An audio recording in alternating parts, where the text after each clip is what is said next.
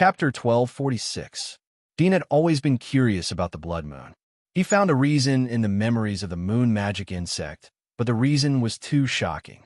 The blood moon was the real red color of the moon, and there were no special effects added.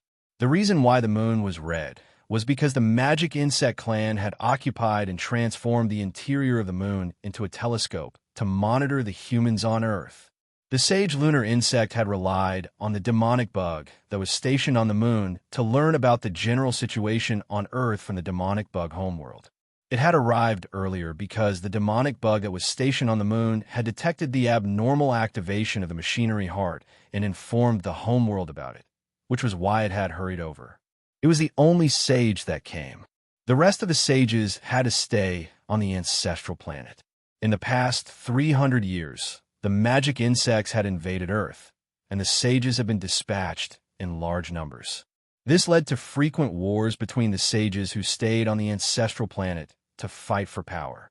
Now the ancestral planet of the magic insects was in chaos, even worse than Earth. Dean knew the situation on the ancestral planet through the memories of the moon magic insect. What surprised and ironic him was that the remaining 4 or 5 sages on Earth had dissected humans and learned a lot of human culture. These things were naturally used as research materials by them and were brought back to the ancestral planet. The sages who participated in the research of humans, as well as other sages, were unknowingly influenced by human culture. After returning to the ancestral planet, some of the magic insects suggested that the ice insects and the flame insects should stop fighting and work together to resist the origami. Some proposed to annihilate the flame insects and completely dominate the magic insect planet because only one king was needed. Some wanted to annihilate the flame insects and imprison the flame insects like how humans were imprisoned. They thought that this would speed up the process of deciphering the code to become a god. As the demonic insects expressed their opinions and fought with each other, the ancestral star of the demonic insects became more and more chaotic. The ice demon insects split into different factions and fought each other openly and covertly. Many sages had the idea of unifying the ice demon insects first before unifying the flame demon insects. These ideas came from the grand unification of human culture. Hence, the homeworld was embroiled in endless war over the past 300 years. The 4 to 5 wise ones of the demonic insects who had escaped back then fought against each other, and only 3 of them were left, including 2 newly born wise ones from the ice pool. Those 2 wise ones were killed in the cradle before they could experience the might of being wise ones. Therefore, only the weakest force of the ancestral planet, the moon magic insect sage, had come to Earth. It knew that its territory would be plundered when it returned, so it had brought all its elites. Unfortunately, when it arrived on Earth, it encountered the god of Wa, who had become a god, and Dean, who was a quasi-god. Desire can really infect. Dean felt a bit ridiculous as he saw the chaos and strife in the demonic insect's ancestral star. The demonic insects had brought disasters and viruses to the Earth. However, they had been infected by the habits of humans when they dissected humans. The demonic insect's ancestral star had become even more chaotic. Even the ice pool in the breeding ground was about to be broken. In the end, who infected whom?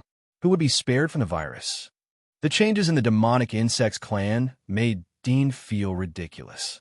However, most of the existences in the world that could control the life and death of others were ridiculous people.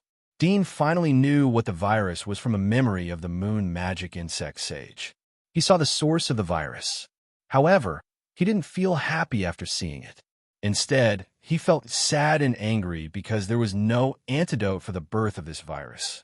No one had thought of making an antidote for it since it was born.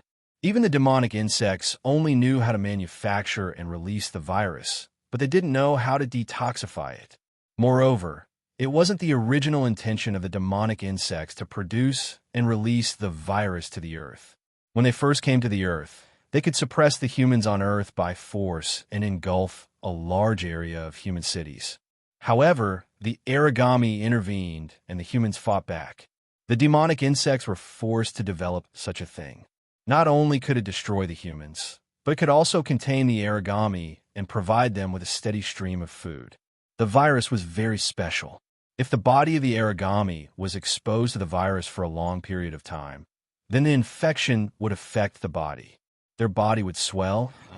They would lose control of their emotions. They would crazily eat. When there was no food, they would even eat their own kind. For humans, the virus would rapidly improve their physique until their genes collapsed. Their brain tissue would be necrotic, and they would turn into an undead. Although they would have extraordinary strength beyond humans, they would be unrecognizable. They would have no consciousness and would not recognize their kin. They would be like beasts. Beasts that were infected by the virus would endlessly demonize. They would become cruel and bloodthirsty.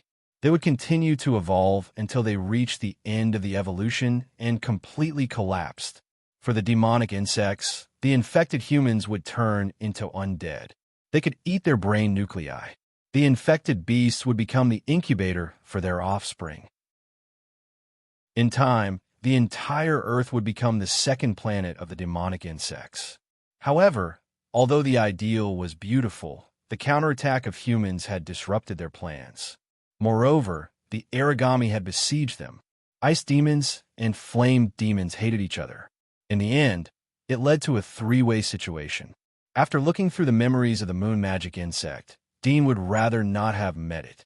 The last trace of hope in his heart had been disappointed. There was a kind of incomparable anger in his heart. But soon, he thought of God who was beside him and his current ability. God was omnipotent. It was better to rely on oneself than to rely on others. Since there was no hope in the world, then he would create his own hope. Moreover, recalling the chaotic situation in the memory of the moon magic insect's ancestral star, Dean did not have much respect for the demonic insects. Instead, he felt that it was ridiculous and contemptuous. If the ice demon insect and the flame demon insect were not so extreme and joined hand with each other, perhaps they would have killed their natural enemy, the origami, and unraveled the code to become a god. It was even possible that they would have unified the universe. Such an opportunity had been placed in front of them, but they were blinded by their hatred. Stupid. Ridiculous. The more Dean thought about it, the more stupid he felt. Then he laughed to himself. It was ridiculous that he put his hope on such a stupid thing. It's a group of stupid things like you that forced us to this point. We were almost exterminated. Dean chuckled. There was a hint of self-mockery in his tone. He threw away the moon magic insect in his hand. Whoosh! Godwa, who was next to him, suddenly stuck out her tongue and wrapped it around the moon magic insect like a frog. The body of the moon magic insect squirmed rapidly. Many thorns grew out of its body. It wanted to pierce the tongue of the moon magic insect, but it was useless. Seeing that it was about to be eaten, the moon magic insect laughed in despair. God has been born, but it's not our race. It's a gift for the prey. Ridiculous. Ridiculous. The laughter did not stop and gradually died out. Godwa mercilessly swallowed the moon magic insect. She even burped after eating and muttered, "Why are you learning human language?"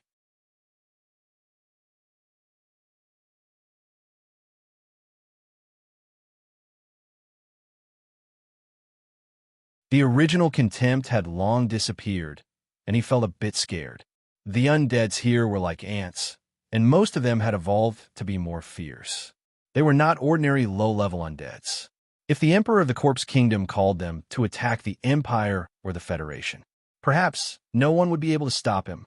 The zombies weren't afraid of death and fought crazily. Their bodies were covered in viruses. Regardless of whether it was the Federation's mecha or the Empire's hunters, they couldn't avoid them in time. In a head-on battle, it was simply impossible to defend against the assault of the army of zombies. However, from the memories of Lin, Changsheng, and Tyrant King, Dean found that although the Corpse Kingdom dominated the North, but they didn't like to fight with the Empire and the Federation. It seemed that they were independent of the Earth and never took the initiative to invade the Empire or the Federation. They were often annihilated by the Empire's legions before launching a counterattack. Because of this, whether it was the Empire or the Federation, they didn't care too much about the Corpse Kingdom. But not caring didn't mean that the Demon Emperor and Lin Changsheng ignored it. They had been trying to find ways to inquire about the situation of the Corpse Kingdom, but it was extremely difficult to mix humans into the Corpse Kingdom. They could only send masters with special abilities, but these masters could only deceive the eyes of the low-level undeads. If they encountered the high-level Corpse King, it would be easy to expose them. Even the army of undeads, trained by Lin Changsheng with conditional reflex, couldn't mix into the Corpse Kingdom. After all, conditional reflex instructions were difficult to complicate, and mixing into the Corpse Kingdom would encounter many situations. It was difficult to take care of everything. Eventually, it led to the corpses of such scouts sinking into the sea, never to return. When the spaceship went deep into the hinterland of the Corpse Kingdom, Dean found that the undeads he saw along the way suddenly ran in the same direction, and that direction was the same as where the spaceship was going. It was like these undeads knew where he would arrive and deliberately rushed over. The Corpse Kingdom has also mastered technology. Dean's eyes flashed. It was obvious that the scouts at the border of the Corpse Kingdom saw the spaceship and passed the information to the center of the Corpse Kingdom, and from the center of the Corpse Kingdom to the outer ring of corpses. Such a fast and tight communication method was not inferior to the Empire and the Federation. He was more and more surprised. He glanced at Goddess Hua, who was beside him. With her in charge, there shouldn't be any trouble. After a moment, a king city appeared at the end of the spaceship. The construction was not much different from a human city, but the momentum was more magnificent and majestic. There were strange buildings in the city. Some are like human limbs, some are like the internal organs of animals. Looking from the sky, it was like the pieces of countless giants were pieced together. It was a living demon city. At this moment, a large number of undeads gathered in the city, looking up at the spaceship. Some of the undeads roared and bared their fangs, as if they wanted to scratch the spaceship down. Dean's eyes swept around and saw a giant platform in the center of the Corpse Kingdom. There were several scorching life energies on it. Most of them were the Emperor and the powerhouses of the Corpse Kingdom. Whoosh! The spaceship whistled and slowly slowed down and stopped in front of the giant palm that was hundreds of meters high. There was a very vast square above the giant palm. There were many undeads standing on it, clustered around a dozen figures in the middle. In the middle of these people stood a young man with black hair and black eyes, dressed in white. Compared to the demon-like undeads around him, he was completely a handsome human man. There was no change in his body, but the smell of undeads exuded from his body was stronger than any of the undeads around him, even to the point of pungent. Click! The spaceship opened, and Dean and Goddess Hua slowly flew out of it, looking down at the many undeads on the giant palm. "Are you the Emperor of the Corpse Kingdom?" Dean looked down at the young man in white. The latter was about 178 meters tall, and compared to the dozens of ferocious or huge undeads around him, he looked like a small dot. "Are you the god who recovered the Federation and suppressed the Empire?" The white-clothed young man wore a smile on his face as he looked at him calmly. "Could it be that you've come here today to use the same method to suppress our corpse nation?" Dean was a little surprised when he heard this. "You know me? My news shouldn't have spread to your Corpse Kingdom, right? We naturally have a way to know." The young man in white smiled faintly. "It's very difficult for you to subdue the undeads, but it's very easy for us undeads to subdue you humans. After all, who made you smarter?" Chapter 1248. Dean understood and said indifferently, "Being smart has its advantages, but being stupid also has its disadvantages. I don't know if you are willing to be smart or stupid." The youth in white gently smiled and said, "I can make smart people listen to my words. Naturally, I am a smarter person." "That's great." Dean glanced at him and said, "With the power of your Corpse Kingdom, it shouldn't be particularly difficult to attack the Empire and the Federation. Since you are smart, why didn't you do such a smart thing before?" "War isn't a smart thing. Only stupid people are forced into a corner and can't think of a better way. Only then will they start a war." The youth in white smiled and said, "It's like two boorish men. They can't reason with each other and can't negotiate. In the end, they can only fight. Dean indifferently said, "It's a pity that there are too many stupid people in this world. Only fists can wake them up." "Fortunately, I'm not such a stupid person," the youth in white said. Dean took a deep look at him. He thought that he would start a massacre here, and blood would flow like a river. He didn't expect that the Emperor of the Corpse Kingdom would have the intention to surrender. Although in his opinion, this was indeed a smart approach, but how many people in this world would choose the smart path? "Can you tell me the reason?" Dean asked. The youth in white looked at him and said, "You can suppress the Empire and the Federation. Presumably, you are already the god that they pursue, but you are a human. I believe that even if you have been cultivated by any of them, you should have returned to your freedom and are no longer restricted by them. Otherwise, you wouldn't have overthrown them, right?" Dean quietly listened and said, "Yes. In some ways, our positions are the same. After all, we used to be humans." The youth in white put away the indifferent smile on his face and said with a bit of coldness in his eyes, "The Empire and the Federation belong to the Aragami and the Ice Monster, respectively. The Fire Dragon country is controlled by the Flame Monster. The three extraterrestrial forces occupy the Earth and use humans as experimental subjects to check and balance each other. They are a balance. No matter which side I attack, I will break this balance. Once it is broken, there will be a worse situation. This is one of the reasons why I'm not willing to attack. The second reason is because of the ordinary humans. Once the war breaks out, there will be countless casualties. At the same time, more people will be infected by the virus and become like us. This is not something I want to see." Dean's eyes widened as he heard this. He was stunned. The Corpse Emperor said that war was a stupid thing to do. But now he said that he didn't want to fight in order to avoid the sacrifices of the humans of the Federation and the Empire, and to avoid being infected and becoming a zombie. The youth smiled as he saw Dean's astonished face.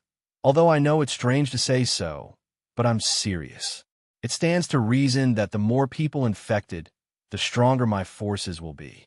It's not impossible to unify the world, but..." He paused for a moment and smiled bitterly. "You won't believe me even if I tell you, but I actually want to be a human." Dean was speechless. A corpse emperor who controlled countless walking corpses and corpse kings actually said that he wanted to be a human? Is this black humor? Dean snapped. The white-clothed young man shook his head slightly and said, "Over 200 years ago, I was infected by a virus and became a walking corpse. After a period of muddle-headedness, I evolved into a corpse king and gave birth to my current consciousness. After my consciousness was born, I hunted a large number of humans and infected the experts among them, turning them into walking corpses. I absorbed them into my subordinates and fought with me everywhere. At that time, the Corpse Kingdom hadn't been established yet. The Empire was still building the giant wall. I killed countless people and monsters. My evolution speed was very fast. I gathered a large number of corpse kings to work for me. In order to become stronger, to kill more people, to eat more delicious meat, I learned human culture, learned human technology, and learned human life." A hint of gentleness appeared in his eyes as he said softly, "After learning more and more things, I realized that these delicious foods are not just for eating. Humans are very interesting, and by understanding the knowledge of humans, I also know what I am and the reason for my birth. I really want to know what the memories of when I was originally a human are. What kind of person was I before I was infected and became an undead? Unfortunately, whether it was the technology of humans, insects, or origami, none of them could help me solve this mystery unless I become a god. However, from the research data of origami and insects, I know that undead can't become a god. It's impossible in this life. So I also know that if a god is born from insects and origami, my good days will be over." He sighed, but he was not sad. Instead, he was relieved. He looked up at Dean and said, "Now that God has been born, and it is not on the side of the origami and the demonic insects, it is a pleasant surprise for me." Dean listened to him. If he didn't see that the expression of the Corpse Emperor was natural, he wouldn't believe his ears. He thought that the Corpse Emperor was the same as the Demon Emperor. He didn't expect that the corpse emperor would say such words. A dignified corpse emperor wanted to become a human and was ready to wait for the birth of a god. Since you know that a god will be born, haven't you thought about destroying the Empire and the Federation? Destroy them at all costs and stop their research? If so, won't the whole Earth fall into your hands? Dean couldn't help but ask. The white-clothed youth sighed. In an instant, his body seemed to have experienced the vicissitudes of life. He said in a slightly lonely tone, "I've ruled the corpse empire for so many years. Everything in my sight is my territory. No one dares to disobey my orders. But what's the meaning of this? When all you see are your subordinates, they will respect you, and be afraid of you, but none of them will understand you, know your dreams and ambitions, and know your expectations and fantasies. They will not dare to talk to you freely, and they will not be able to have a good conversation with you. Only one person can sit on the throne. It's destined that the scenery he sees is higher than everyone else. It's also destined that no one will understand you. The territory of my corpse empire is bigger than the Empire and the Federation. Even if I rule the whole world, how far can I see? It's just the end of the horizon. This earth is round after all." Chapter 1249. Is it because of loneliness? Dean stared at the corpse emperor. From Lin Chongqing's memory, Dean had almost experienced the feeling of being a king. Moreover, it had been more than 200 years. However, it was unknown whether Lin Chongqing's memory was affected by the artificial intelligence, but he lacked emotions, so the loneliness he experienced was not deep. Instead, the feeling of having everything under control left a deep impression on him. It's true that being a king is lonely, but isn't an ordinary citizen also lonely? Dean stared at it and slowly said, "It's the same loneliness. Everyone wants to explore the loneliness of the king, but who cares about the loneliness of an ordinary person? Who wants to understand? If you don't stand at the top and are the center of attention, even if you are as arrogant and lonely as an emperor, no one will want to know your thoughts and care about your feelings. Perhaps this is what true loneliness is?" The white-robed young man was startled. He smiled bitterly and said, "This loneliness is not that loneliness. As a human, although there are troubles in life, there are also joys in life. Happiness, anger, sorrow, and joy are all from the heart. However, as a king, there is only one emotion, and that is indifference. This kind of indifference is not pretending to be arrogant. It is just that I have seen too much, seen too clearly, and understood everything, so everything is boring. I would rather be lonely than boring." Dean indifferently said, "That's because you haven't been a human. You haven't experienced despair that is out of control. It's worse than death. You will know that loneliness is nothing compared to being in control of everything. Moreover, loneliness is like wine. It can be slowly tasted. It is much more interesting to enjoy it with everyone. What is the difference between a group of people and a group of fools?" The youth in white shook his head. "Everyone's pursuit is different. It seems that we are doomed not to be together. Why should the king and the minister talk about being together? This is the loneliness you're talking about." Dean indifferently said, "Is your corpse kingdom willing to submit to me and listen to my orders?" The white-clothed youth looked at him deeply and said, "I'm willing." His answer was very straightforward, as if there was no hesitation. "What is your name?" Dean asked. The young man in white smiled and said, "We've been talking for so long, and you only remember to ask for my name? Aren't you forgetful?" "I'm not forgetful. I didn't need to know before, but now it is necessary," Dean said very straightforwardly. The white-clothed young man was stunned for a moment before he laughed involuntarily. "In that case, I'm considered to have escaped by luck." "That's true. With the abilities of you and the true God beside you, if we really fight with you, we would only be asking for trouble." Although our corpse nation's research on gods isn't as deep as the Empire and the Federation's, we also know that true gods are immortal and have no flaws. Previously, when the Demon Emperor detonated the nuclear weapon and killed millions of civilians in the Imperial City, his goal wasn't to kill the true God beside you, but you. However, he still underestimated the abilities of a true god. Dean narrowed his eyes. You know the details. The white-clothed youth smiled and said, back to the topic, my name is Bolin. As for what I was called before, I don't know. I'll take the liberty to ask, do you have a way to cure the undead virus and let all the undead return to human form? Dean's eyes lit up. Do you want to restore the undead, or do you just want to see if I have the means to do so? Of course I want to restore everyone. Mainly, I want to restore myself to human form. Berlin laughed. Dean narrowed his eyes. Do you want to be an adult? I want to know what kind of person I was before. I want to be a human and have children. Berlin stared at Dean. Dean was silent for a moment. I need to read your memory. Bolin was slightly startled, but he wasn't too surprised. He nodded and said, all right. Dean took a deep look at him. Going through the memory to touch the brain was tantamount to holding its life in his hands. It was willing to do such a thing. It could be seen that it was really loyal to him. However, it was difficult for him to understand. The greatest wish of the Corpse Emperor was to become a human? What was the long-cherished wish of a human being? He raised his hand and pressed on Berlin's forehead. Berlin didn't resist and let his fingers touch his forehead. The next moment, Dean searched Berlin's memory. A large number of memories quickly flipped through his mind. From the time when Berlin's consciousness was born, he was bloodthirsty and killed. Later, his intelligence grew, and he no longer blindly slaughtered. Instead, he used all kinds of tricks to hunt humans and monsters. In his eyes, there was no difference between humans and monsters. If there was a difference, then it would be that one was weak while the other was strong. He hunted wantonly and evolved rapidly. He used tough means to control other corpse kings to work for him. Gradually, he formed a territory and gathered more and more undead into his territory to become his soldiers. He led the corpse kings to sweep around. He met other corpse kings and subdued them. His power was like a snowball rolling and eventually formed a small country.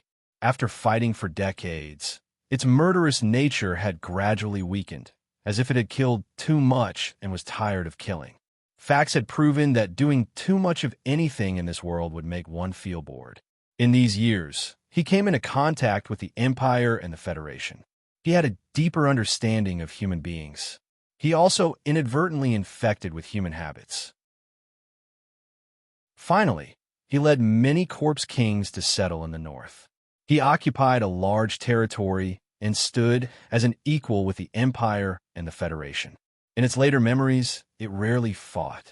Instead, it built palaces and residences like humans, tasted tea and arranged flowers, drank wine, and had fun.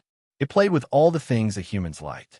Its yearning for humans grew, and it hoped to become a real human. It always wondered how it would taste when it tasted good wine with the taste buds of a human's tongue. When a person was quiet, he often recalled the things of his predecessor. But he always had no clue. From a memory of the first 200 years, the Berlin Corpse Emperor didn't lie. At the end of the memory of China, Dean saw an unforgettable figure. It was Aisha. In the memory of Berlin, Aisha suddenly appeared at the border of the Corpse Kingdom. He got a report from the Corpse King that there was an extremely powerful Corpse King in his territory. He personally went to meet Aisha. He was amazed by Aisha's appearance. His heart unexpectedly fell in love with her. However, Aisha's performance was very indifferent. She kept people thousands of miles away. When the Corpse Emperor met her for the first time, the two of them had a disagreement. Aisha's strength wasn't inferior to the Corpse Emperor's. The Corpse Emperor stopped and asked for peace. He took Aisha to the Corpse King's city and treated her as a distinguished guest. But Aisha didn't stay in the Corpse Kingdom for long. She left. Before leaving, the Corpse Emperor asked where she was going. She only said that she was going to find the way to become a god. It's almost over.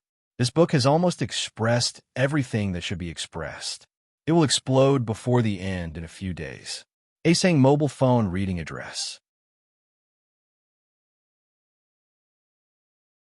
Chapter 1250. Does she want to become a god? Dean was startled. He loosened the Corpse Emperor's hand and didn't speak. Berlin slightly twisted his neck as he heard Dudian's words. He asked, "You have announced to the world that you are looking for traces of her. Do you know her? Do you know what kind of person she used to be?" Dean slowly recovered. She is a unique person, a kind and strong person. Berlin sighed. She is indeed a good person. Unfortunately, it's easy for a good person like you to get into an accident and end up miserable. I guess I used to be a good person too. Dean glanced at him. Not all of them are good people, but most of them. You're not necessarily a good person, maybe a villain. It's hard to say, Berlin retorted. Look at the battlefield. The bravest and most deserving of the title of hero are not the surviving veterans, but the soldiers who have already died in battle. Those who survive from the battlefield are more likely to be deserters or cowards. They charge at the back, so they survive. And the brave and fierce usually charge at the very front.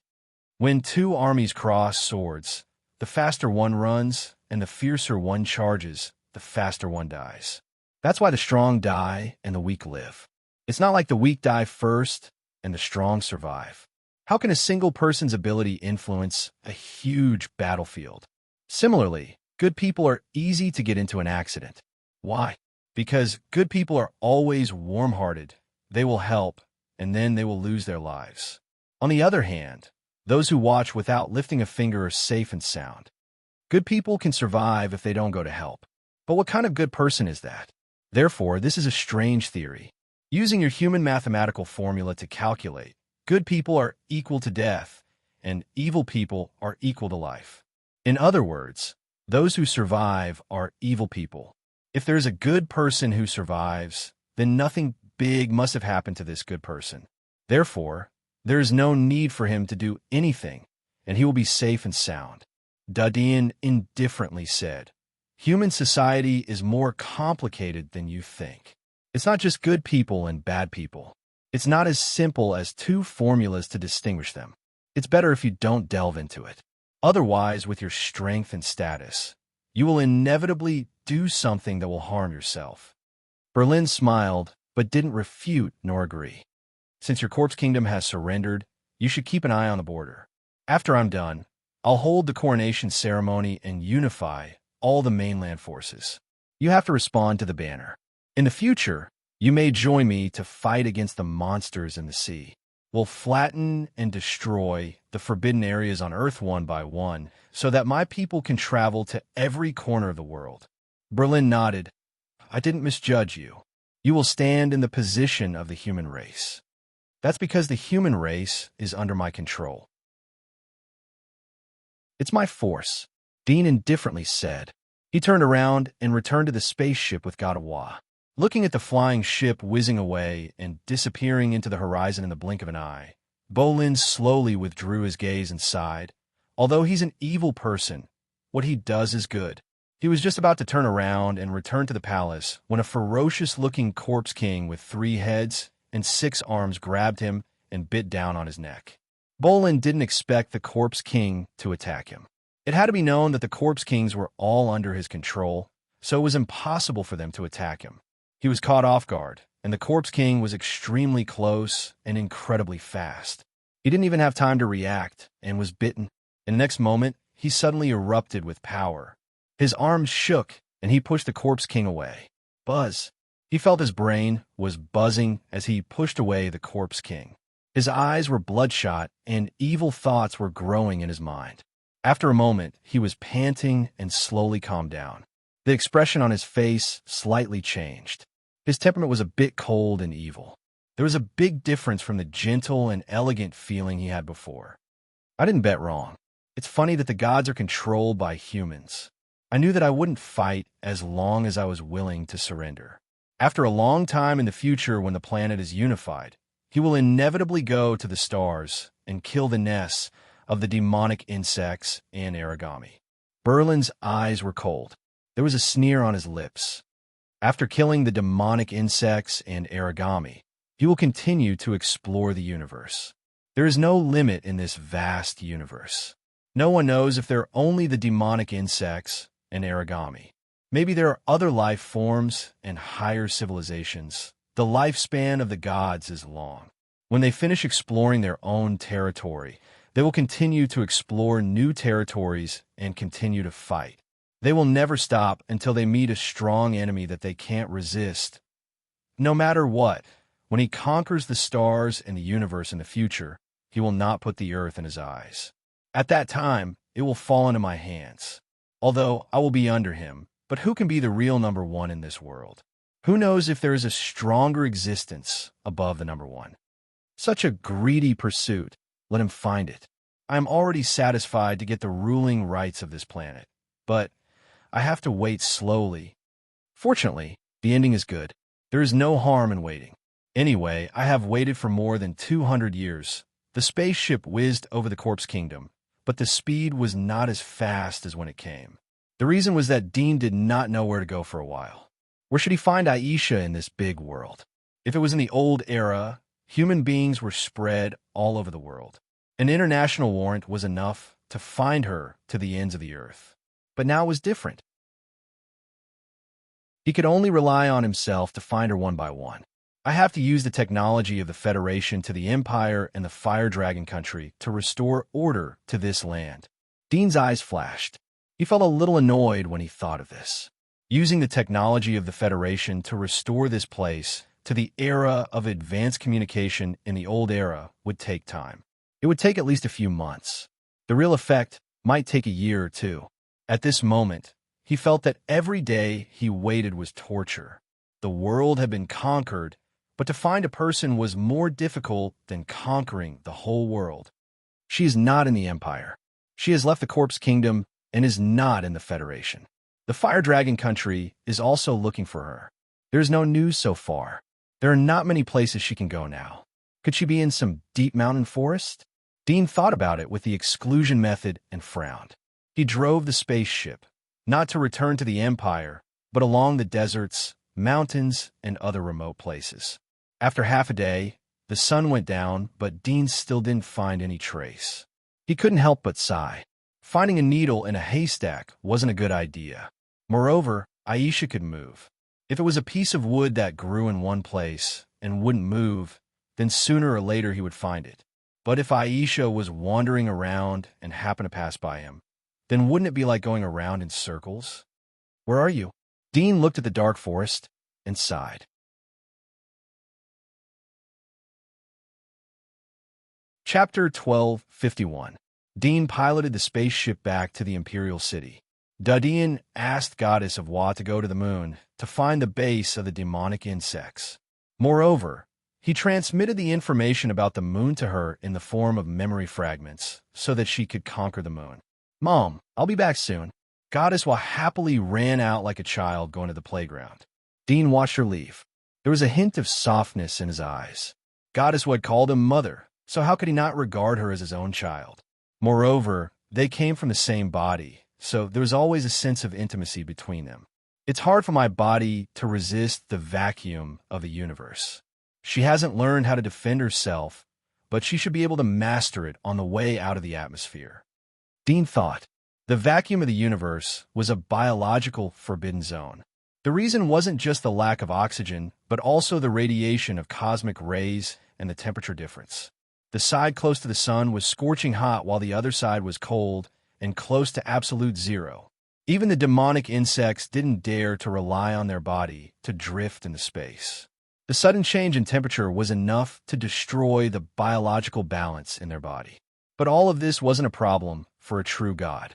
The true god in the theory of demonic insects and origami could go deep into the core of the sun and move in the absolute zero. After all, the real absolute zero didn't exist. Moreover, even if they entered the absolute zero environment, they could use the method that Dean taught Goddess Wa to create a thermal reactor in their body to destroy the absolute zero environment. They could use the outer shell of their body as armor to resist the absolute zero environment and form another layer of environment inside their body to survive. All of this was just a matter of thought for a true god. But for Dean, he had to rely on the energy of the mechanical heart, and it was extremely difficult. Not letting her take the spaceship is also to train her to stimulate her potential. Dean's eyes flashed.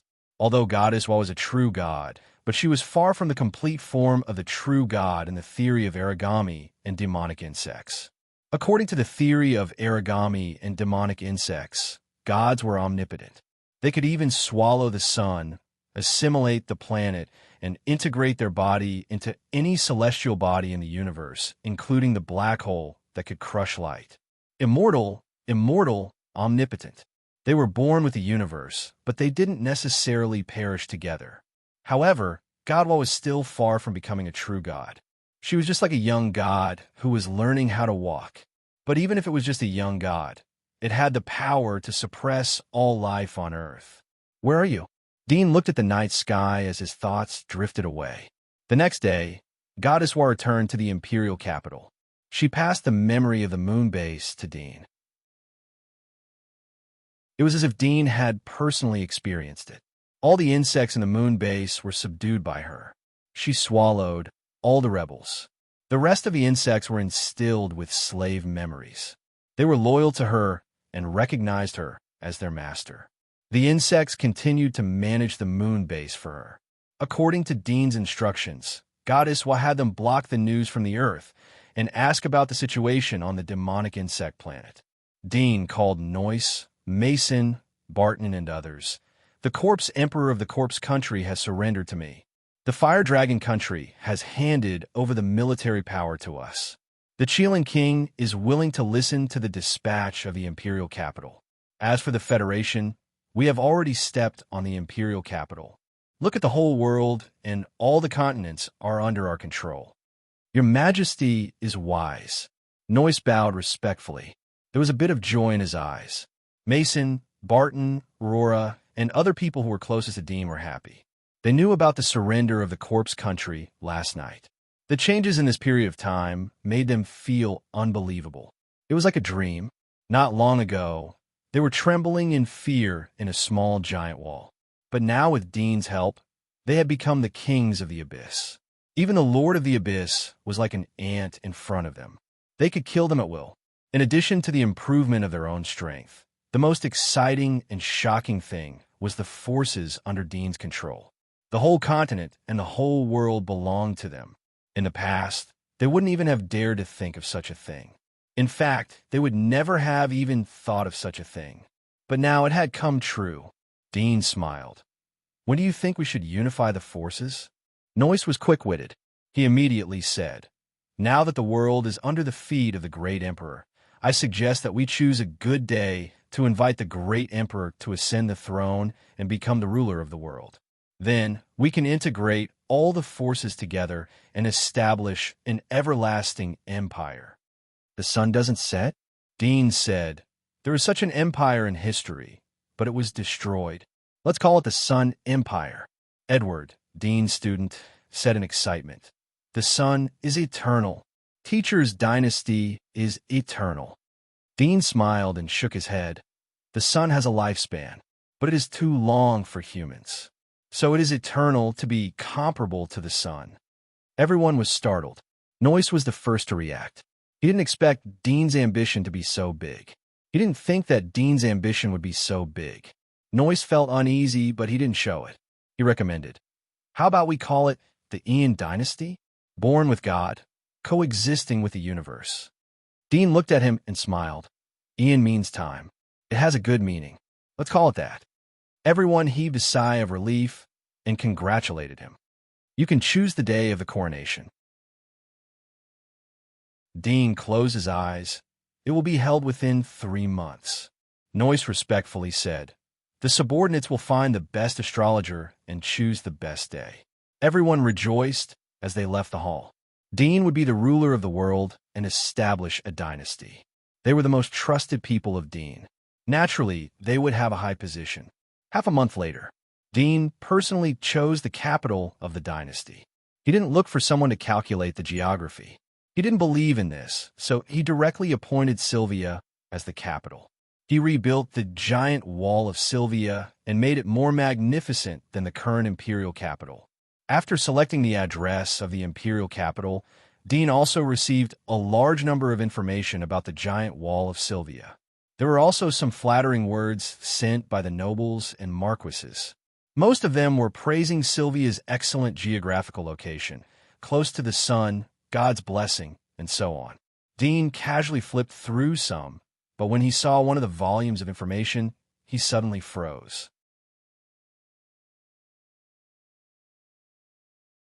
Chapter 1252. This was the record of the origami in the giant wall of Sylvia. The giant wall was the graveyard of the origami. The origami that was buried in Sylvia was called Sylvia. That was how the giant wall got its name. However, this record contained all the detailed information of the origami, including her identity when she was alive. Human. Sister. Dean stared at the information of Sylvia in his hand. The photo that was posted on it described the identity of the origami.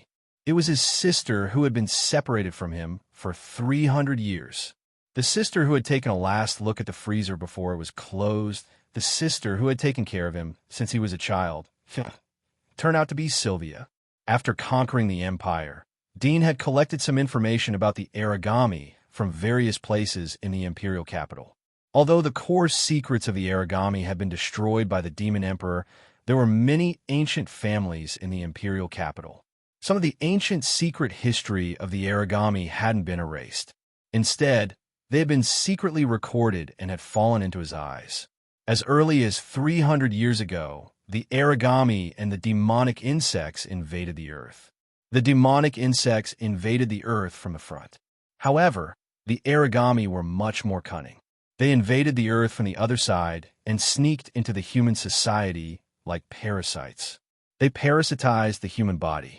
The best of them had mixed into the upper class of the human society and urged the humans to fight against the demonic insects.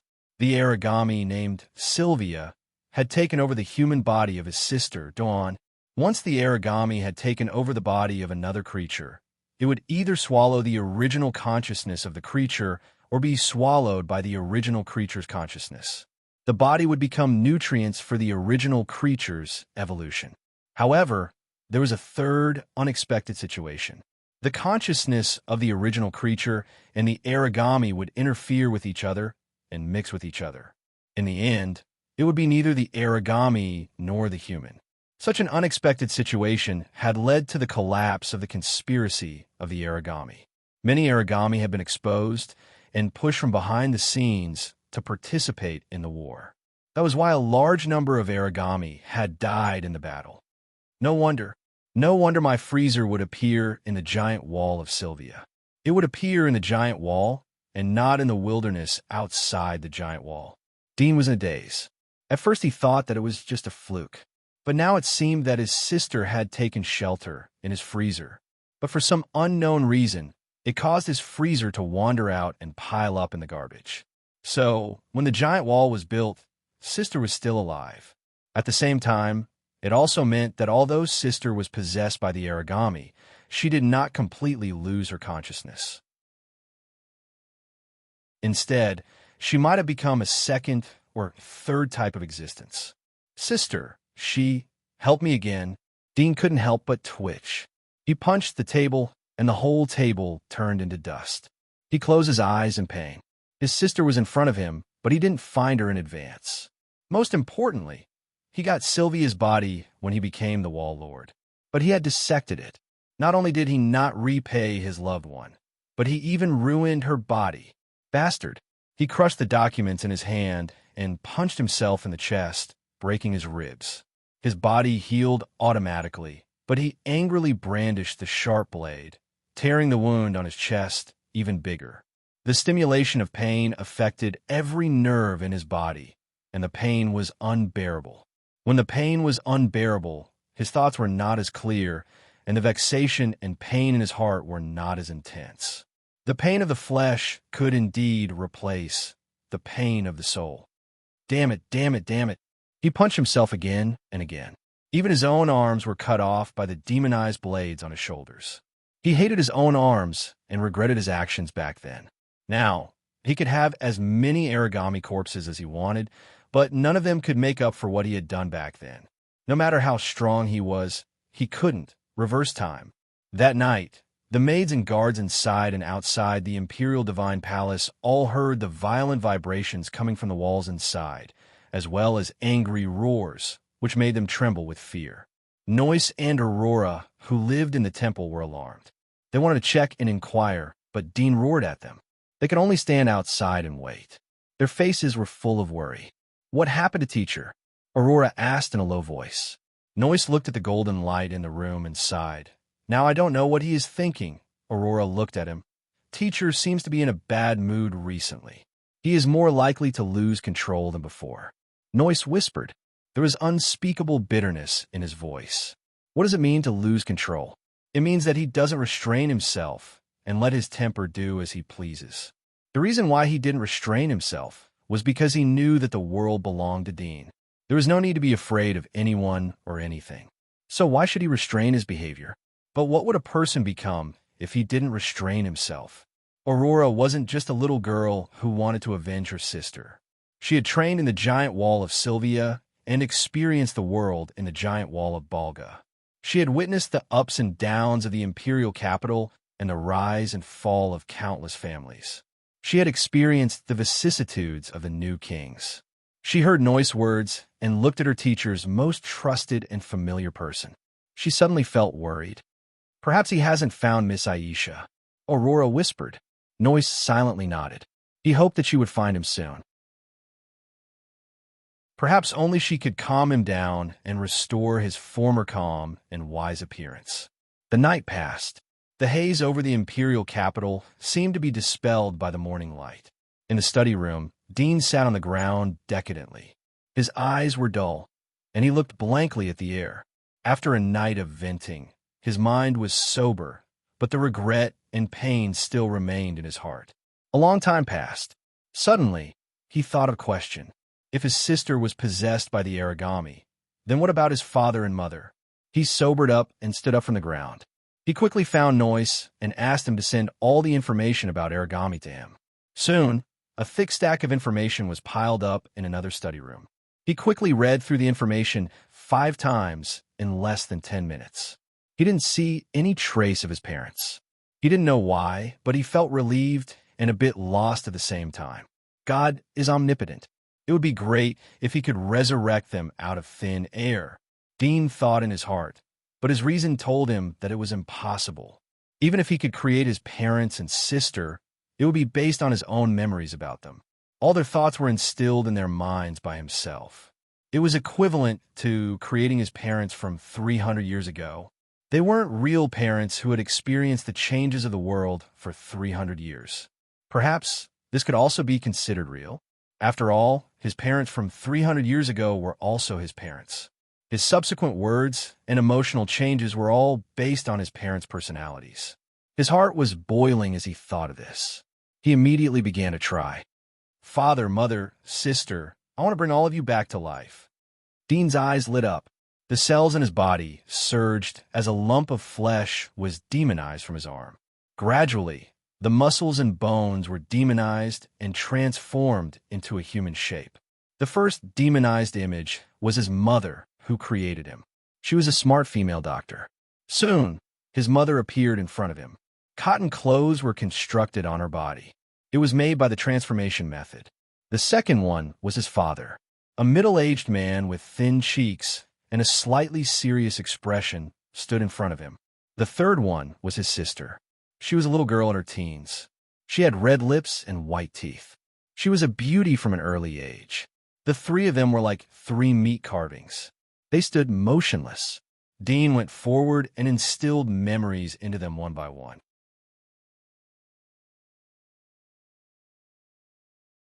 Chapter 12:53.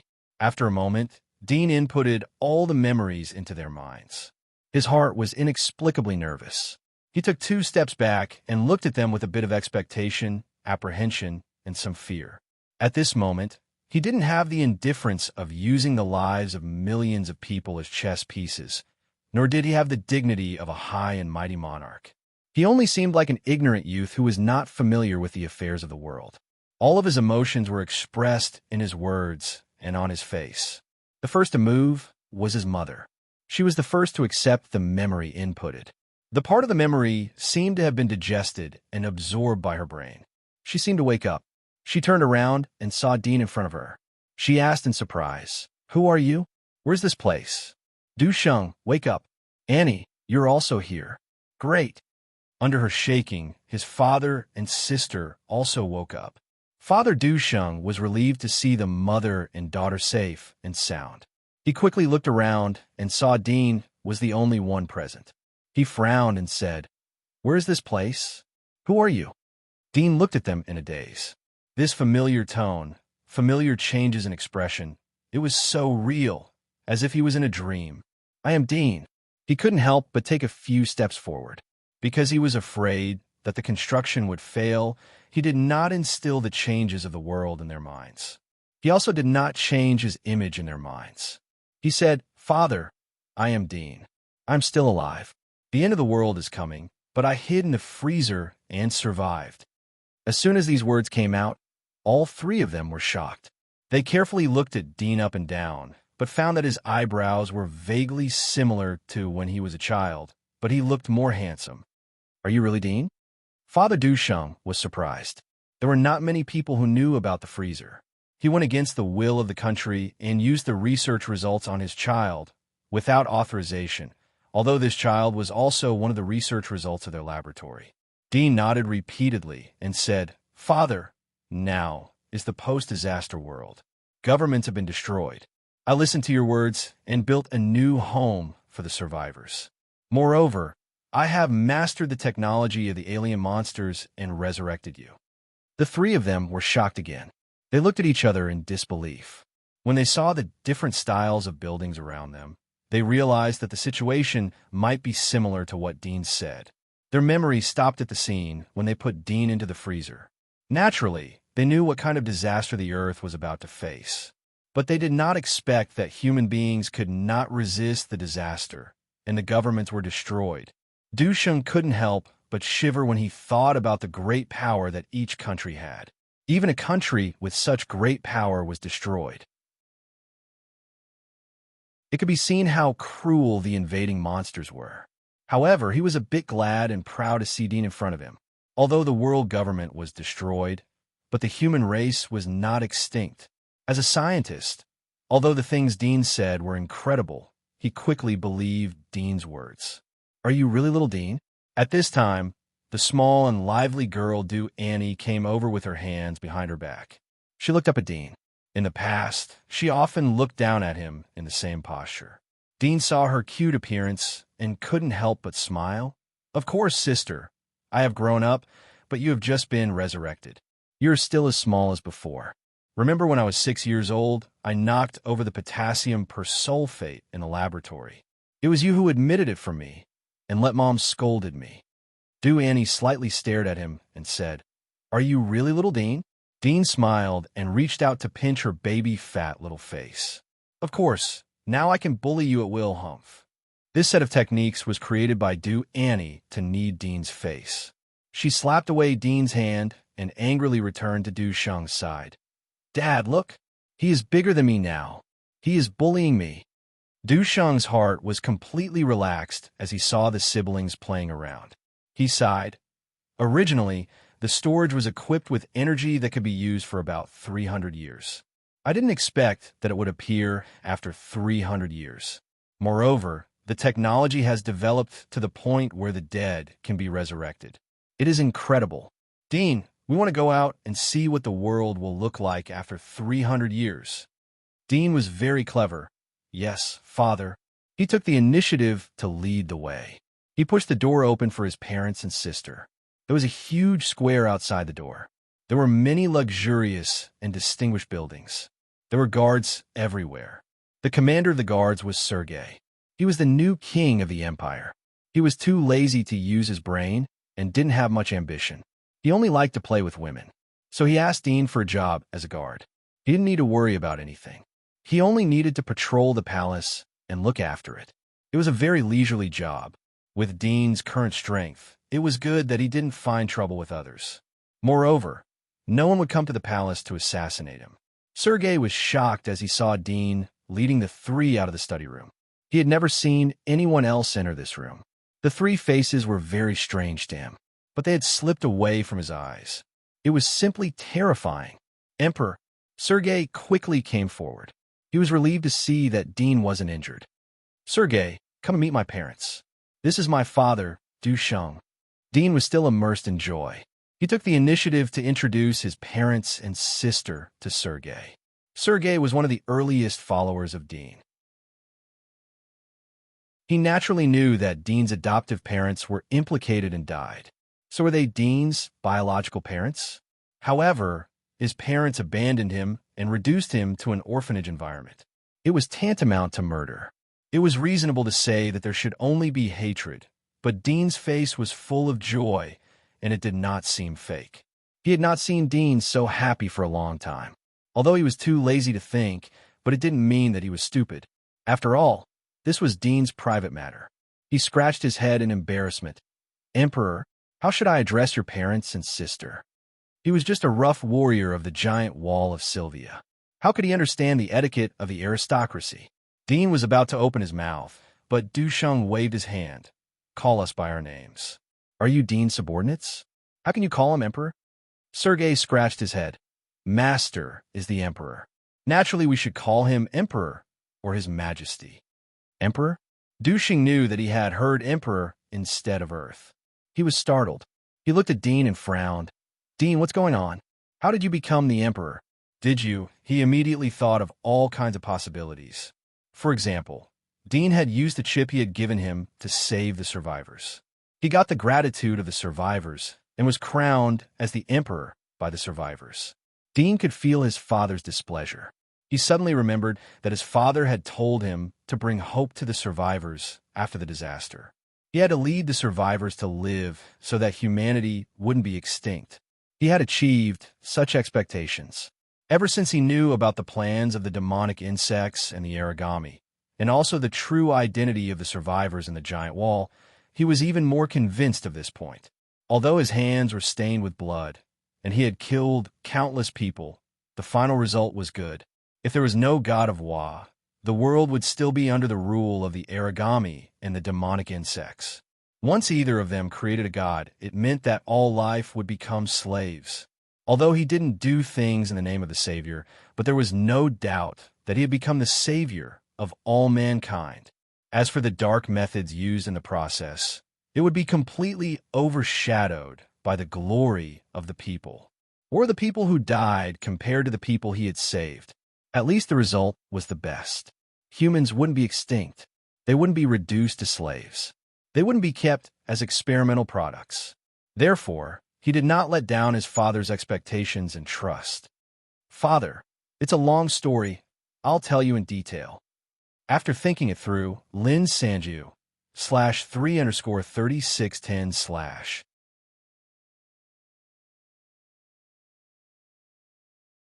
Chapter 1254. 10 minutes passed, but Noyce still couldn't digest the amazing news that Sergei brought.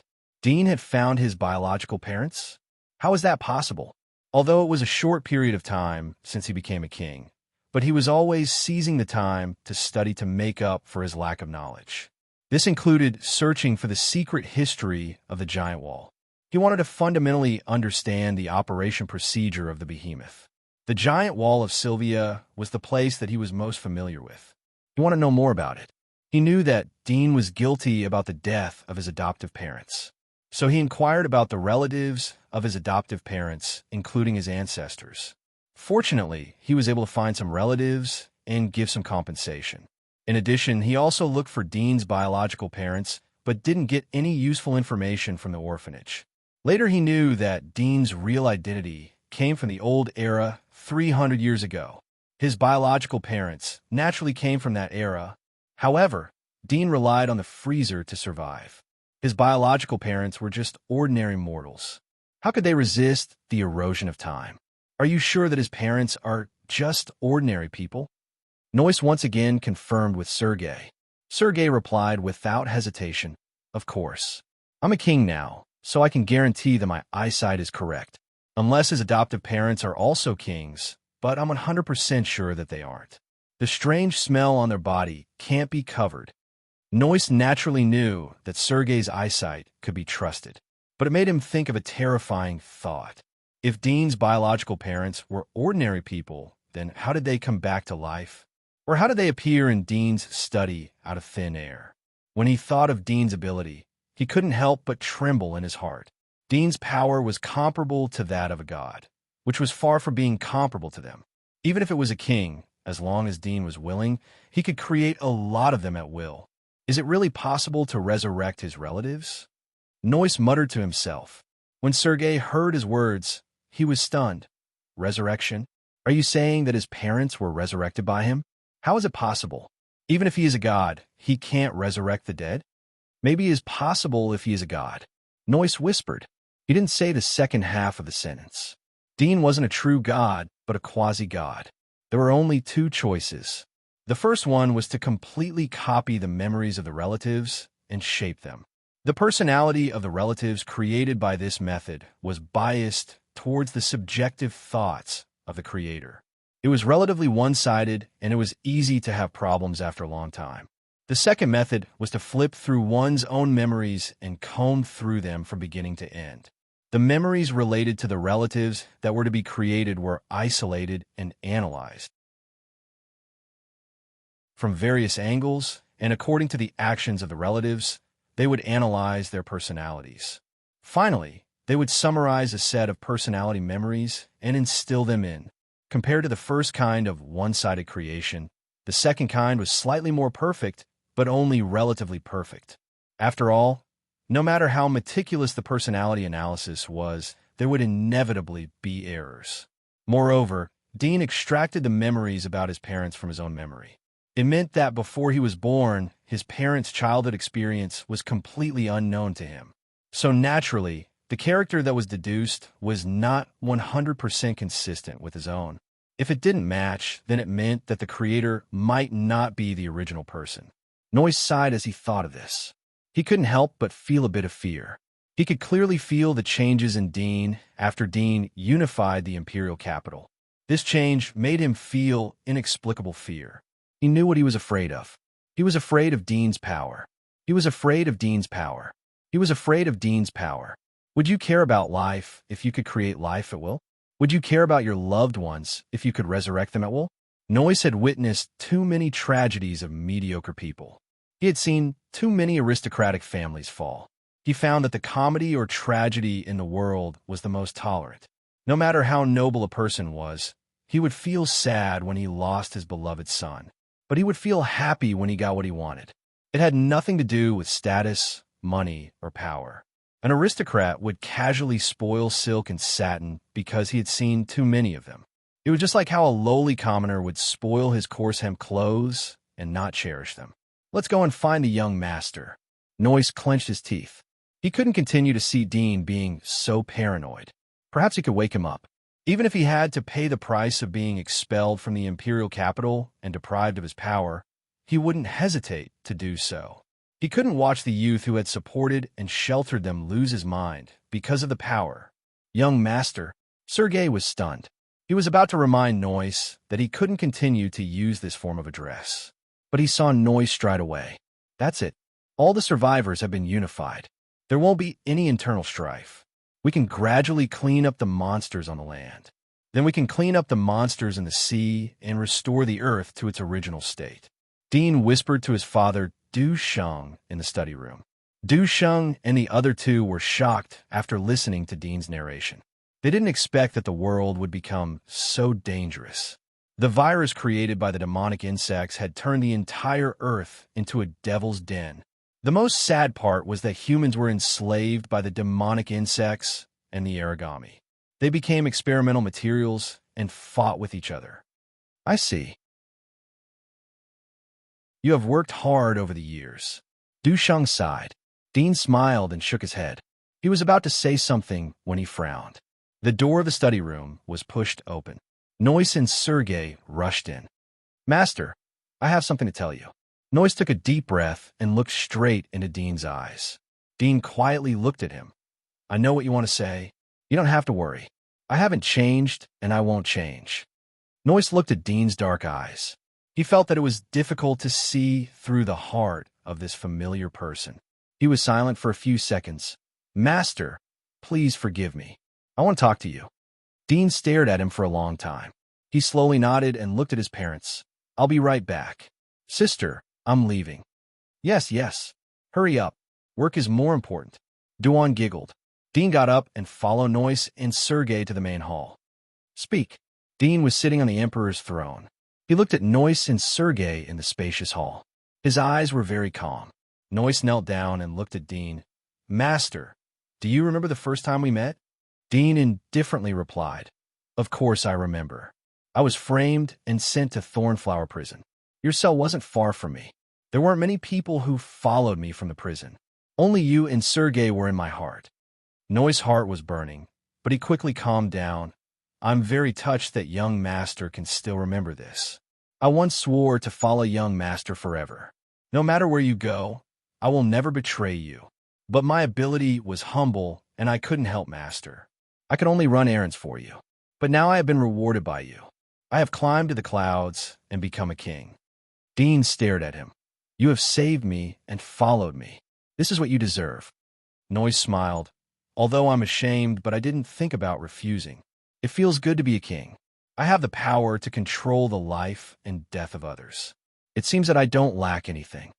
Dean was silent. It's only now that I understand that when a person has everything, it's also when they lose everything. They might even lose their motivation to live. There was sadness in Noyce's eyes as he looked at Dean. Master, will you feel sorry for us if one day we die in battle? Sergei was shocked. What nonsense are you talking about?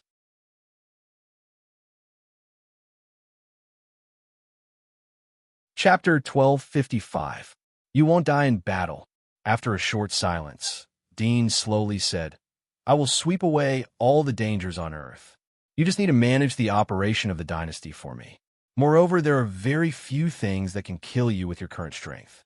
As long as you don't fight to the death, then there won't be an accident. Noyce persisted. What if we die? Will you feel sorry for us? Sergei anxiously said, Shut up. Yes. Dudian flatly said. Noyce didn't expect Dean to answer so decisively. He wanted to ask again, but was interrupted by Dean. I know what you want to say. You are worried that I will lose my mind and forget myself. But you are worrying too much. Dean said in a flat tone, Power is just a tool for me. I have no interest in ruling the continent or the earth. I won't be influenced by power. My current status won't affect my mentality. You're my friends. Now that you have been conferred noble titles, you may appear to be my subordinates, but in my heart, I still view you as my friends. However, a country is still a country. There are no rules and regulations. The upper echelons are in chaos. The middle will definitely be corrupted, and the lower echelons will suffer. If you are unwilling to live under me, I can give you a piece of land and make you a king. Noyce was stunned. He stared blankly at the young man on the emperor's throne. His mouth opened slightly, but no words came out in the end. Master, you should know that I didn't mean that. He lowered his head. Dean calmly said, You are the person who knows me the best. Do you think that I can resurrect my parents, so I can resurrect you in the future? Are you worried that I won't pay attention to you? Noyce was startled, but didn't answer. Sergei was scared out of his wits. In his mind, Dean was the young master he was loyal to. Dean was a devil who killed without blinking an eye. Now that the world had surrendered to Dean, Noyce had offended him. It was like looking for a crime. You said that you have everything you need, but you have nothing. In fact, you are reminding me that if I gain too much, I will lose too much. For example, emotions. When material needs are satisfied, emotions will inevitably become empty. But this is only a mortal different from me. Dean indifferently said, How can I sleep if I don't do it when I have the ability to resurrect my parents? Even though I know that they are not my real parents, at the very least, they are people formed from my parents' memories. I have also thought about whether it is blasphemy to use them to replace my parents. But you don't know how much I miss my parents. Even if I see their replacements, I will be happy.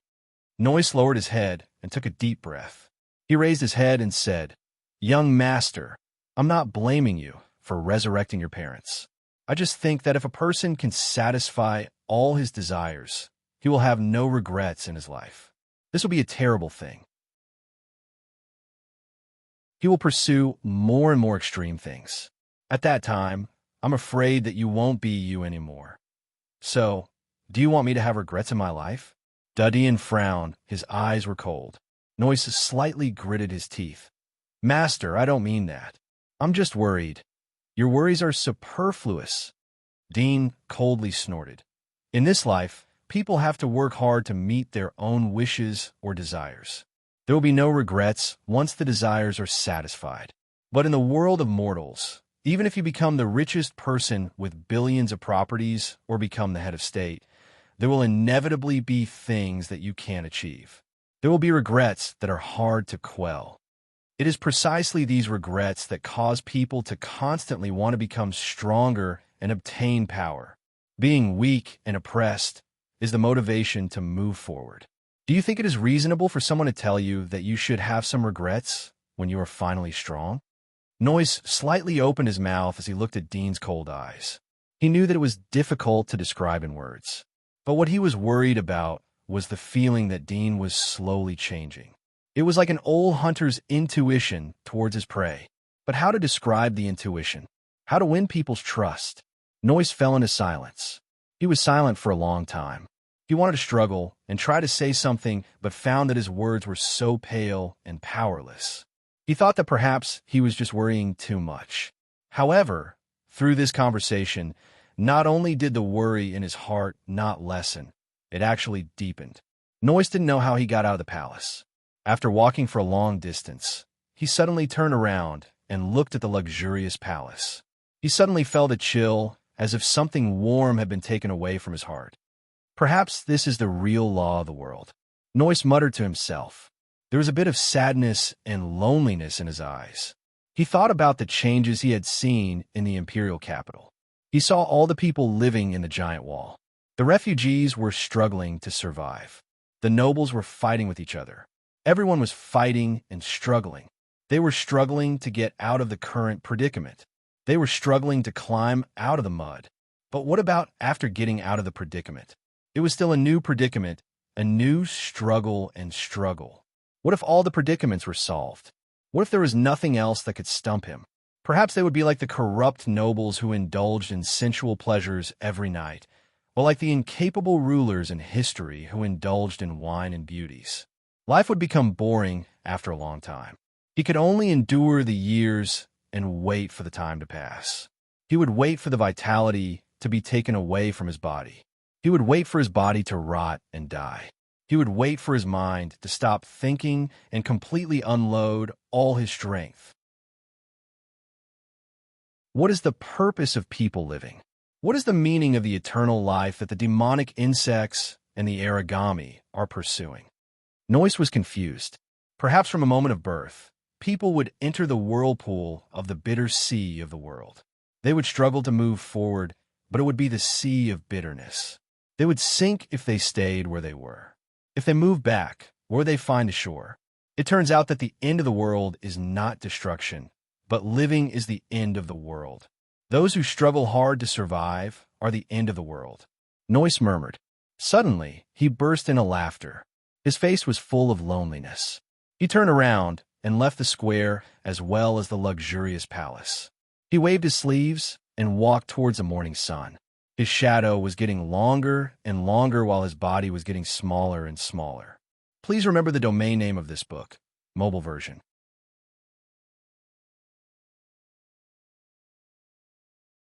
Chapter 1256. Time flew by. In the blink of an eye, it was the day of the coronation ceremony. The ceremony was held at the giant wall of Sylvia. In the early preparation work, the pioneer area outside the giant wall of Sylvia had been swept clean. Not even a shadow of monsters and zombies could be found. The huge giant wall of Sylvia became a city within the city. It was also the palace where Dean would register and live in the future. Outside the giant wall, a more vast and huge giant wall was built. It was located in the imperial capital, and a large number of aristocratic families moved there. The dark abyss area that once surrounded the giant wall of Sylvia was also dispersed.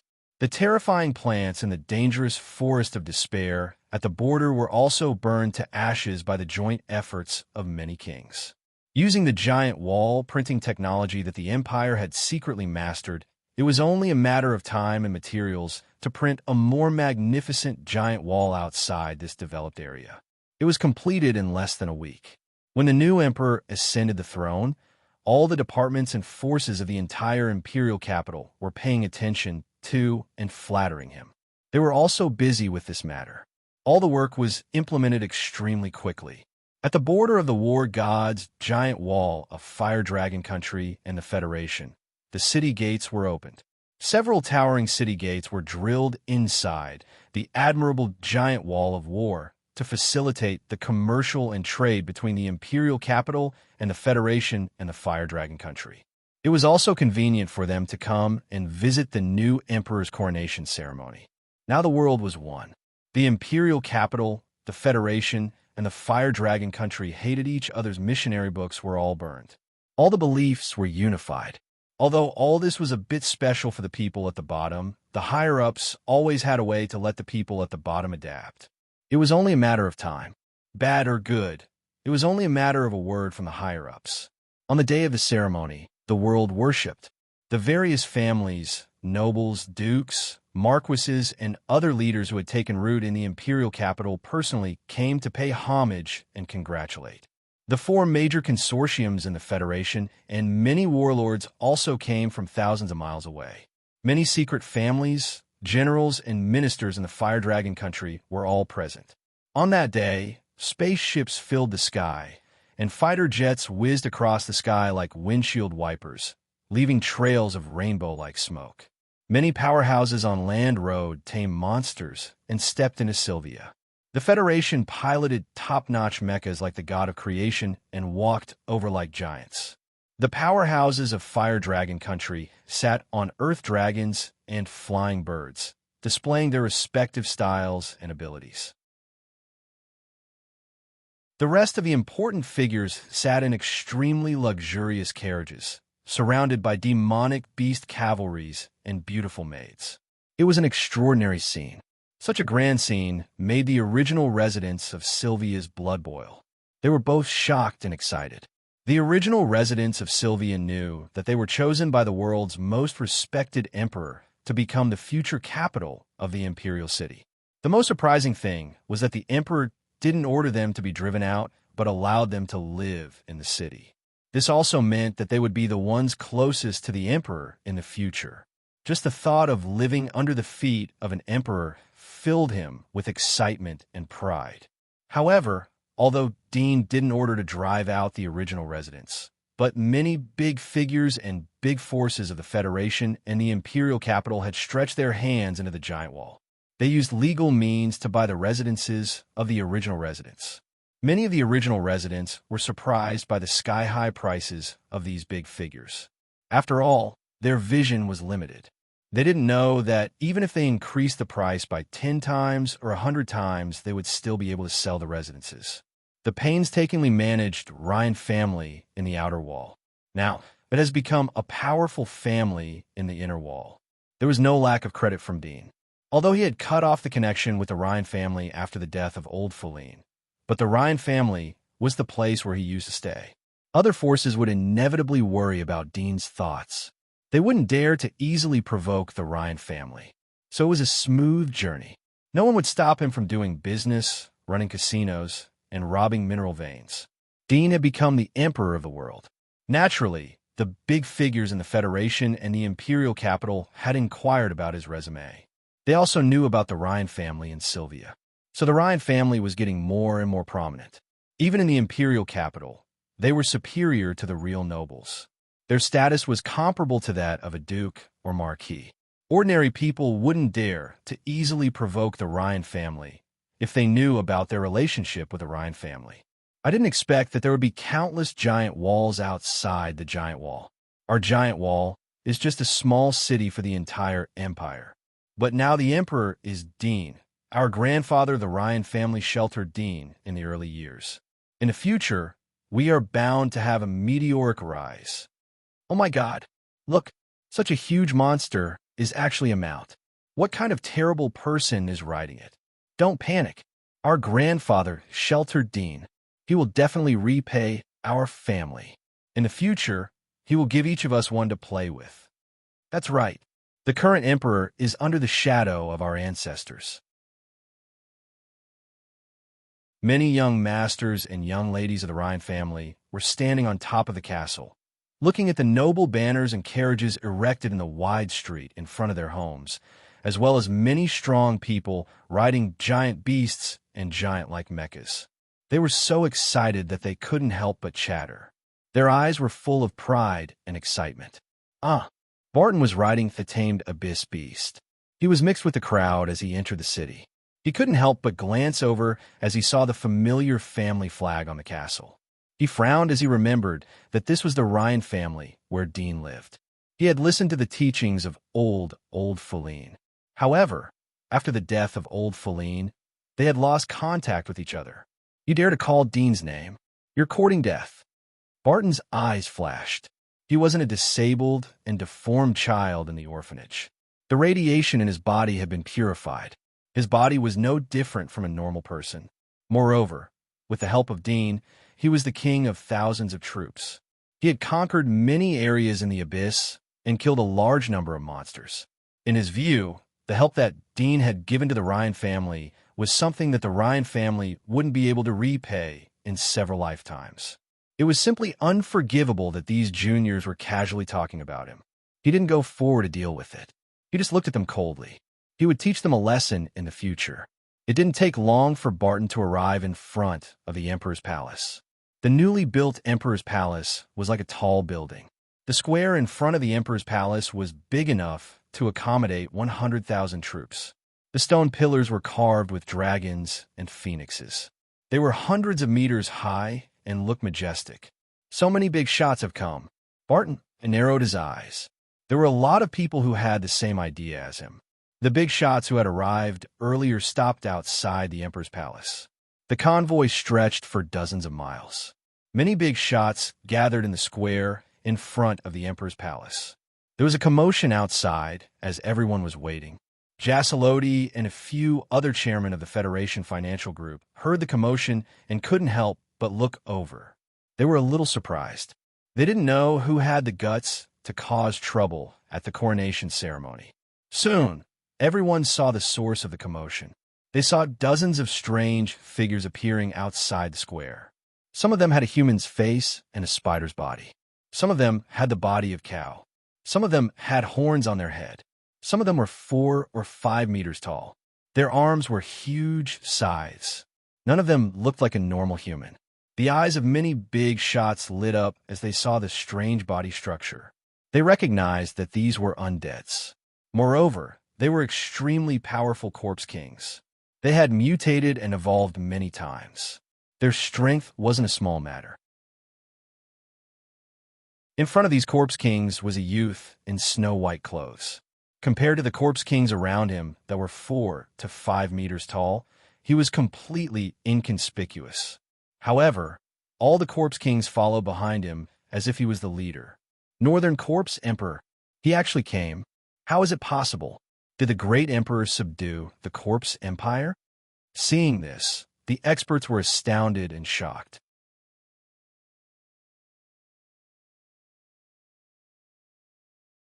Chapter 12:57. Berlin faintly glanced at the elders of the major forces after he entered the arena. He found a place to stand. The elders of the other forces moved away from him. Although they knew that the corpse kings wouldn't cause trouble during the coronation ceremony, they didn't want to get too close to them. The ceremony was about to begin as the leaders of the major forces entered the arena. In the imperial palace, Barton, Sergei, and the others stood in the main hall and looked at the figure on the throne with excitement. Although they knew that this day would come, when it really happened, they were still excited by the lively atmosphere around them.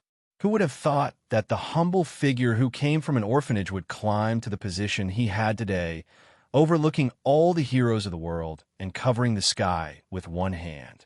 Noyce silently bowed his head in front of the crowd. There was a trace of bitterness in his mouth. It would be good if you were here. Dean looked out the hall. There was a bit of nostalgia and regret in his eyes. He took a deep breath and slowly got up. There was a kind of momentum of a king descending to the world. He got down from the throne and walked down the stairs step by step. With every step he took, he couldn't help but think of the lowly figure who had struggled in Sylvia's arms. The figure was imprisoned in the cell. He stretched out his hand toward the sky, but couldn't grasp the freedom. The figure could only bow his head in the face of the contempt of the nobles. The figure was alone in the abyss. He was like a frightened bird in the face of a powerful monster. Those figures quickly flashed through his mind. They seemed to be struggling to climb up the stairs that he had walked down. But God had extinguished any hope and left no door open. It seemed that the figures in his mind were struggling to climb up the stairs. They overlapped with each other as he walked down the stairs. Once humble, now glorious, in the future, after all the hard work, he was finally crowned as the king. The corner of his mouth slowly curled up. It was cold, but it was unruly and presumptuous. His gaze was disdainful, and his indifferent eyes slowly burned with a raging flame that could devour the world. This raging flame was even hotter and more scorching than the sun above his head. Therefore, even though he had stepped out of the palace, his eyes were still bright and sparkling under the boundless sunlight of the clear blue sky. Rumble. A giant beast was dragged over from outside the square. It was a marine monster. The fins and scales on its body were characteristics of marine monsters. Although it had sharp claws, it wasn't suitable for crawling. Its giant tail was like a shark, but it was as sharp as a knife. The people in the middle of the square quickly made way for it as they stared at the gigantic sea monster in shock. Their eyesight was incomparable to that of ordinary people, and they could tell at a glance that this gigantic beast was extremely powerful. It was probably a king-level overlord of the sea. It was just that a sea monster of this level had actually been captured in a half-dead state. It was more difficult to catch a king-level monster than to hunt a mutant plant. Even 7 or 8 kings might not be able to do it. Dean slowly stepped on the high altar. When his figure appeared on the altar in the square, the slightly chaotic sound instantly quieted down. Everyone looked up at the slightly dazzling sunlight. They only felt that his whole body seemed to be shrouded in darkness. It was difficult to see his face, but his whole body revealed a strange feeling that made people feel terrified. Today, I declare that the world will be united. Dean slowly opened his mouth. His voice was clear but spread throughout the audience. Everyone was shocked. They knew that the moment had finally come. The Federation, the Empire, and the Fire Dragon Country had been at war for 200 or 300 years. None of them could do anything to each other. Who would have thought that such a situation would appear? But the facts were in front of them. Dragon, whale, shark, sacrificed to the heavens. Dean indifferently said. Everyone knew that the sea monster was called dragon, whale, shark. They couldn't help but look at it. When the dragon, whale, shark was dragged off the stage, Barton, who was standing behind Barton, handed over the sword he had prepared beforehand. Dean didn't take it. He slowly raised his hand, and his arm suddenly extended, turning into a giant sword that was hundreds of meters long. It seemed to be a black pillar that was erected from the square to the sky, but the outline of the blade was extremely clear. At the moment when everyone was shocked and trembling, the blade suddenly fell, and with a bang, it cut into the body of the dragon, whale, shark, cutting it into 2 halves. The sacrifice to the heavens is complete. We welcome the new emperor to the throne. The duke who was in charge of the dynasty's etiquette system took the lead and knelt down. Aurora, Sergei, Noyce, and others knelt down one after another. Then, on the plaza in front of the altar, the leaders of the various forces, the kings, the abyss, and the top-tier mecha operators all knelt down one after another. They bent their backs like a gust of wind blowing through a paddy field. At this moment, the entire giant wall kingdom of Sylvia, as well as the relatives and children who accompanied the important people outside the city, heard the bell ringing from the direction of the giant wall kingdom. All of them knelt down in awe. Even if some of them didn't understand what was going on, but when they saw other people around them kneeling down in salute, they were scared and quickly knelt down. Dean looked in front of him. He was the only one standing in the sky. This was the power of the king, supreme and unique. He didn't know why, but there wasn't much excitement in his heart. Instead, he was disappointed.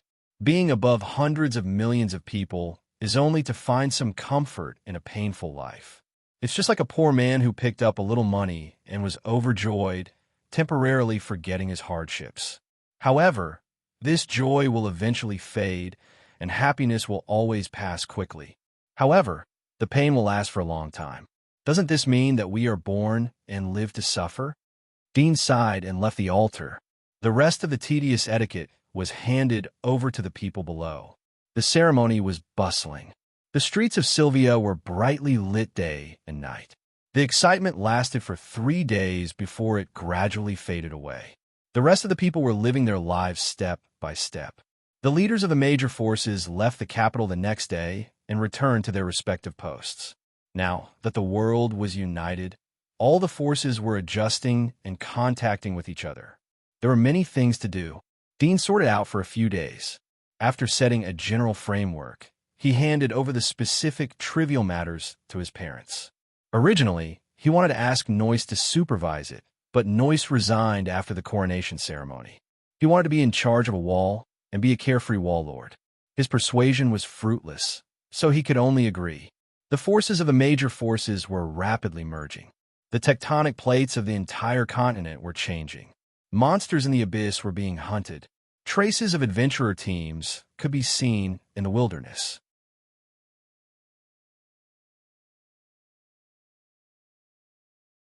Chapter 1258.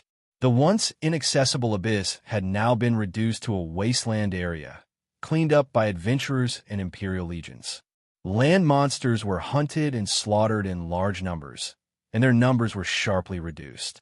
The hunters of the Empire were equipped with the sophisticated detection equipment of the Federation and popularized the fighting techniques that the Fire Dragon Nation was good at. Their overall strength was greatly improved, and there was a frenzy of monster hunting in a short period of time. A few short months passed. Most of the wilderness areas within the borders of the Empire had been cleaned up, and the soldiers of the Empire were stationed in fortresses.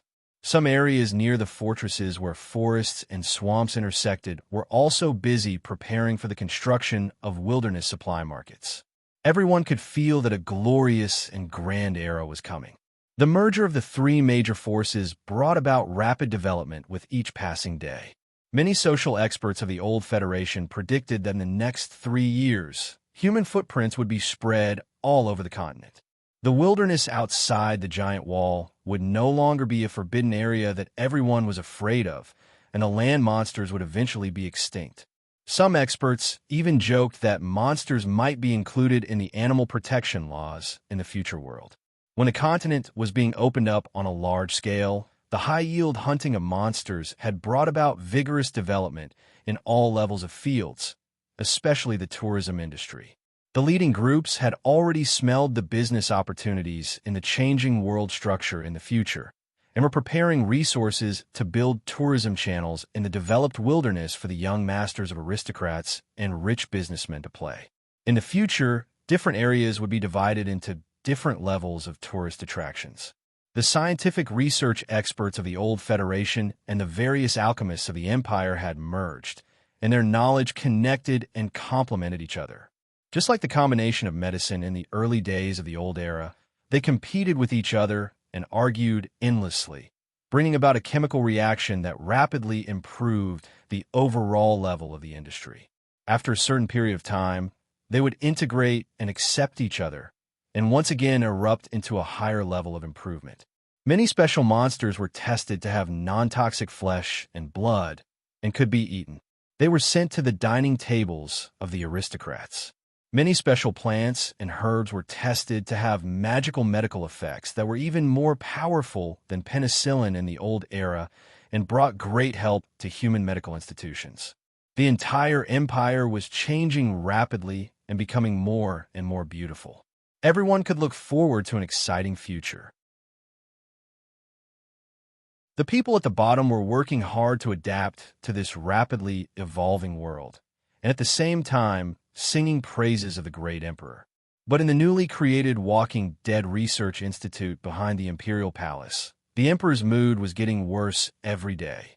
After gathering the smartest people from all the major forces and experts who had the deepest understanding of the Walking Dead, after a few months of research, and with the help of the high-tech items from the old Federation, as well as the technological equipment from the demonic insect spaceships and the origami spaceships, although there were many new discoveries in the research of The Walking Dead, they were all minor details.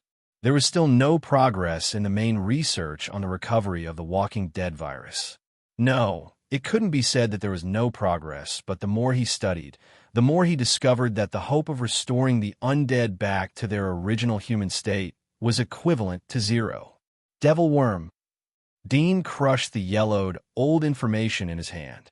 He had read through the information of the Giant Wall, the Old Federation, and the Fire Dragon Country. He was very clear about the source of the virus. The magic insect used the natural spring water of the ice pond and the flaming pond of the magic insect planet. It was mixed with many rare plants of the magic insect planet. The purpose of the virus was to transform the human body so that the human body could adapt to the parasitism of the demonic insect and prepare for the creation of a god. Therefore, from the beginning of the production of the virus, there was no thought of making an antidote. Moreover, the demonic insect was chased by the origami in a hurry, so they only had time to formulate the virus. They rushed to the earth and dropped it. He looked through a large number of records and various research materials from the demonic insect spaceship, but he didn't find any hope. Mom, there's a message from the moon.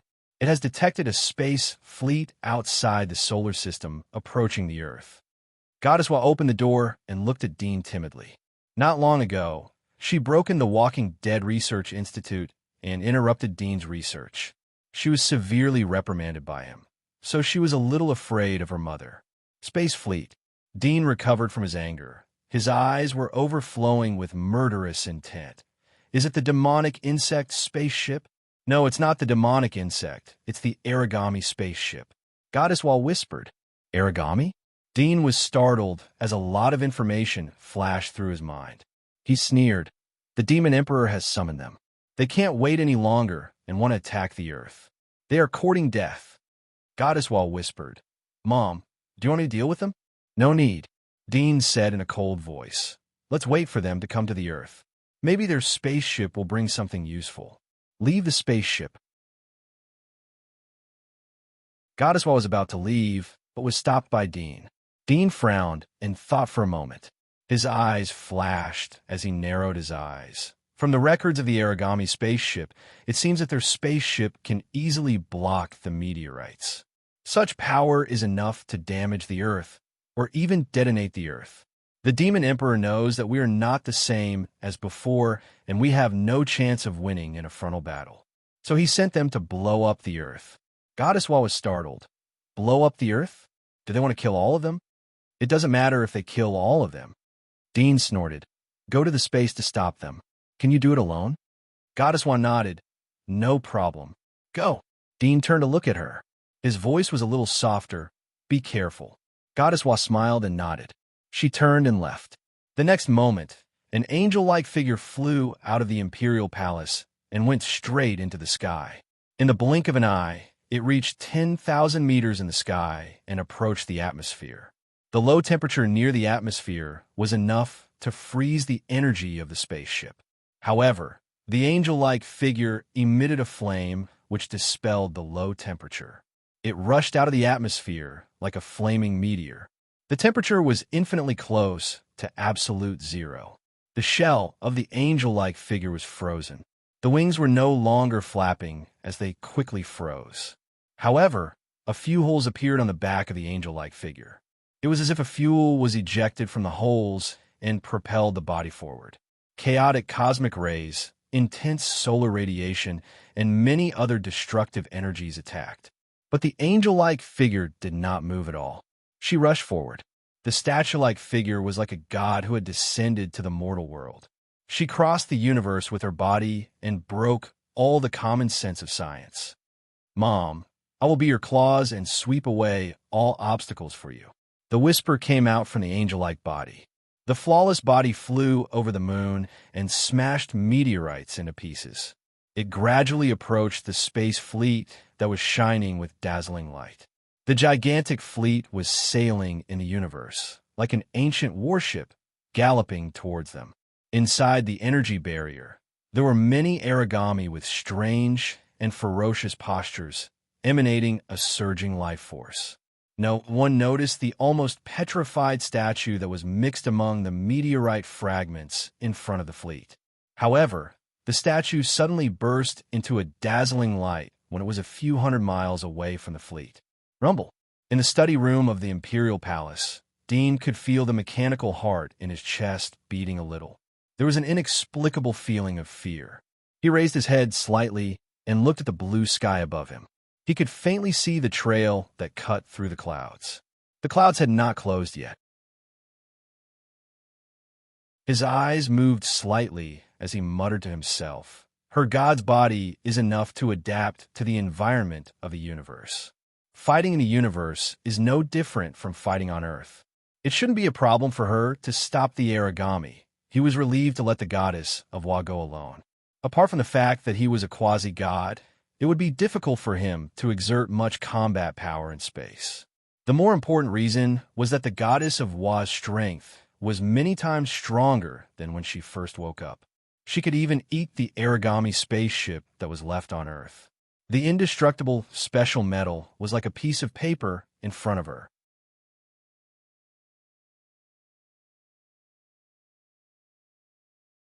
Chapter 12:59.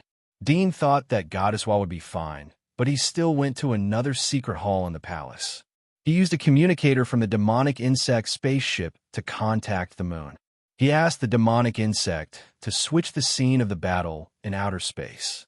Very soon, he saw a brilliant explosion of light. Battleships were destroyed one after another. A huge and ferocious interstellar creature was lying in front of the battleships. It looked like a giant octopus that lived in deep space, but the front end of its tentacles were long, curved, and black sharp blades.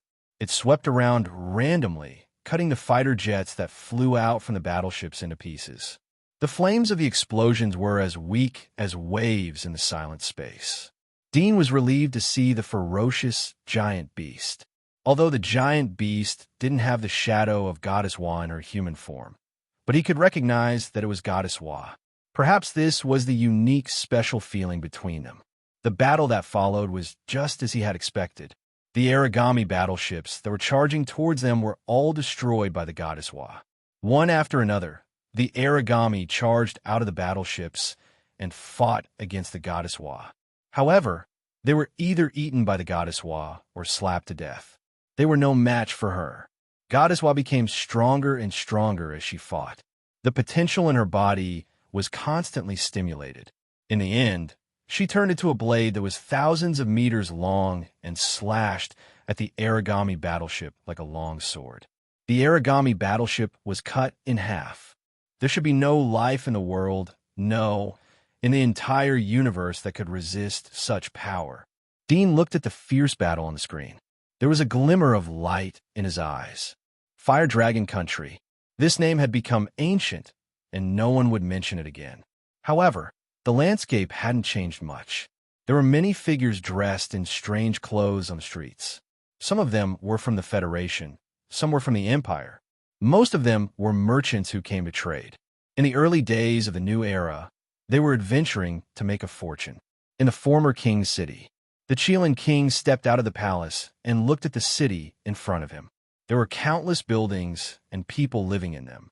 They used to be his people. Presently, he wasn't a king any longer, and he'd submitted to the new emperor.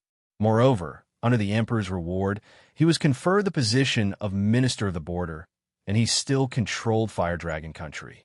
However, he was managing the world for someone else now, and he wasn't managing his own world. Moreover, he knew that all of this was temporary. Once the three great forces completely reconciled with each other, the great emperor would definitely have the time to kill him. He let out a light breath, and a faint smile appeared on his chiseled face. He leaped up and flew away, leaving the palace, and also away from the many eyes in the palace. He flew above King's City and gradually rose higher. The clouds shrouded his figure, and when he shook off all the gazes, his figure suddenly swayed and changed into another appearance. His aura also changed completely. After all, he was a demigod who had surpassed the king realm, so he had more abilities than the king realm. Soon he descended into the clouds and snuck into a hidden underground area in the wilderness outside King City. There was a spaceship hidden deep underground.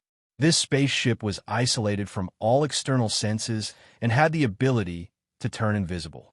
When he arrived, the door of the spaceship opened automatically. He went straight in and walked along the blood-red passageway in the spaceship. It was as if he was passing through the intestines of a gigantic magical creature. Soon, he arrived at a spacious area that looked like a conference room. There were 8 figures standing here, and all of them looked like earthlings. There were men and women, young and old, but at this moment, all of them were expressionless. The contours of their cheeks were hidden in the shadows, and their eyes were dull, as if they were dead. When Chelan Lord arrived, a squeaking sound suddenly came from the top of one of the girls' head. A red soft thing that looked like a snake and an intestine drilled out from the top of her head and occupied her head, making squeaking sounds. This was the language of the flaming devil bug. You're finally here. Quickly take a look at this. Chelan Lord's expression was solemn. In the middle of the 8 people was a huge metal platform. As the flaming devil bug finished speaking, a virtual projection floated on the platform, and the content of the projection was a video of an intense battle in space. This is that god. Chelan Lord's gaze froze. That's right, it's that damned god controlled by the Earthlings. A flaming devil bug also crawled out from the top of another handsome young man's head. Its body coiled around his neck, and it made a strange hissing sound. Other than God, there's also that group of stupid origami. These damn guys seemed to be preparing to attack Earth, but they were stopped by this god. Attack Earth? Chelan Lord frowned and snorted coldly. Haven't they given up yet? Their old nest has already changed owners, and they still want to make a comeback? Even if they come to Earth, they'll still be delivering food. No, they want to destroy Earth because of star explosion and destroy the Earthlings, that god, and all of us. That's right. If that's the case, only they are left with the secret of becoming a god. Moreover, they have already created a demigod, and he's only one step away from becoming a god. That demigod's lifespan is enough to survive for 10,000 years, which is enough to support them to wander in the universe, find new planets with life, and continue to complete their experiments. The 2 flaming devil bugs said while squeaking. Chelan Lord's expression changed. He didn't expect the origami to be so vicious, but after thinking about it, he felt that this was the smartest move. He felt a chill in his heart, and when he saw the scene of the fleet being destroyed on the screen, he secretly rejoiced. He didn't expect that he would accidentally die just like that. God has already stopped their conspiracy. Now, the Demon Emperor is probably the only one left in the origami race. He'll probably leave this planet and wander in the universe alone, looking for a new intelligent planet. After all, it's meaningless to continue staying here, and there's also the danger of being exposed. No one knows how far this god will continue to grow. Once he truly becomes a complete god, he will be omnipotent and omniscient. It will be easy for him to find the Demon Emperor and us. Fortunately, the god is controlled by that despicable human and didn't absorb a large amount of nutrients. Now, he's just a baby, or else we would have to move immediately. Chelan Lord was startled, and he said respectfully, from what the few sages said, does it mean that we still have hope for now, and we don't need to move? That's right, there's still a glimmer of hope. One of the flaming devil bugs sneered. Chelan Lord's eyes lit up, and he said, Lord, what do you mean? God is invincible, but it's a pity that this god has been controlled by a human. From a perfect god, he became a flawed god. Therefore, this god isn't complete, and he isn't even a true god. Because of this god isn't undying. The method to kill the god lies in that human. He's the only flaw of this god. Chelan Lord was startled. Not a true god. Lord Sage means that we should use that human to kill the god, but that human is already a quasi-deity, and he's much stronger than me. I'm not his opponent at all. What quasi-deity? He's just borrowing the power of the sage's engine of those idiots. We'll implant the same sage's engine into your body, and your power won't be inferior to his. Chelan Lord smiled bitterly. But even so, he has the help of a god, and I'm not his opponent. Relax. We're not saying this to let you deal with him. We naturally have someone here who can deal with him. Moreover, This person is someone that even God won't harm. He's an invincible person. Invincible person? Sheelan Lord was astonished. That's right. But this person hasn't matured yet, and he still needs to be strengthened. We need to borrow your power in your half-god body. Another flaming devil insect said in a deep voice. Sheelan Lord's heart trembled, but he remained calm and collected. Lord Sages, what do you mean? For the eternal life of our race, for the endless reproduction of our race, we can only inconvenience you. Are you willing to sacrifice yourself? Hearing this, Sheelan Lord's expression changed and became incomparably unsightly. After a moment, he took a deep breath and said, Since Lord Sages have already planned it out, I'm naturally willing. Then I'll inconvenience you. It's fine. Just as Sheelan Lord finished speaking, he suddenly attacked. His expression became incomparably sinister. Only I'm alive. Whether you guys live or die has nothing to do with me. What meaning is there to me? All of you die. What a pity, the other flaming devil insect sighed.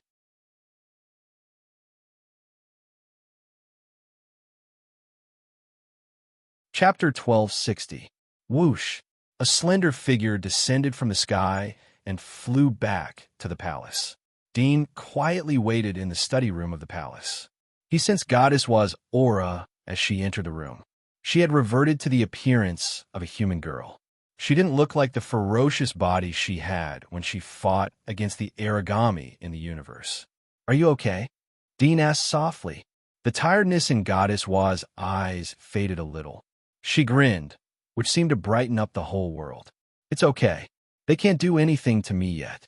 I've already killed all of them in space. None of them survived. I saw it. Dadian nodded and glanced at her. Thanks to you, otherwise the entire Earth would have been destroyed.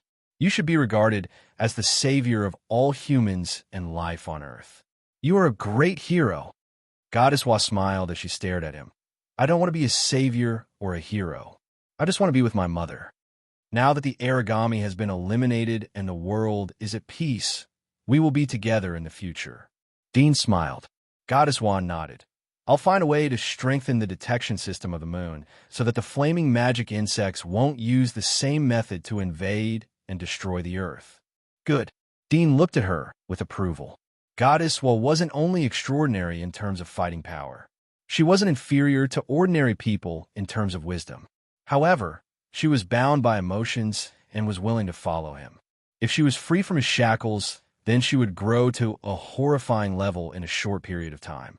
Dean's heart calmed down after Goddess Wa left.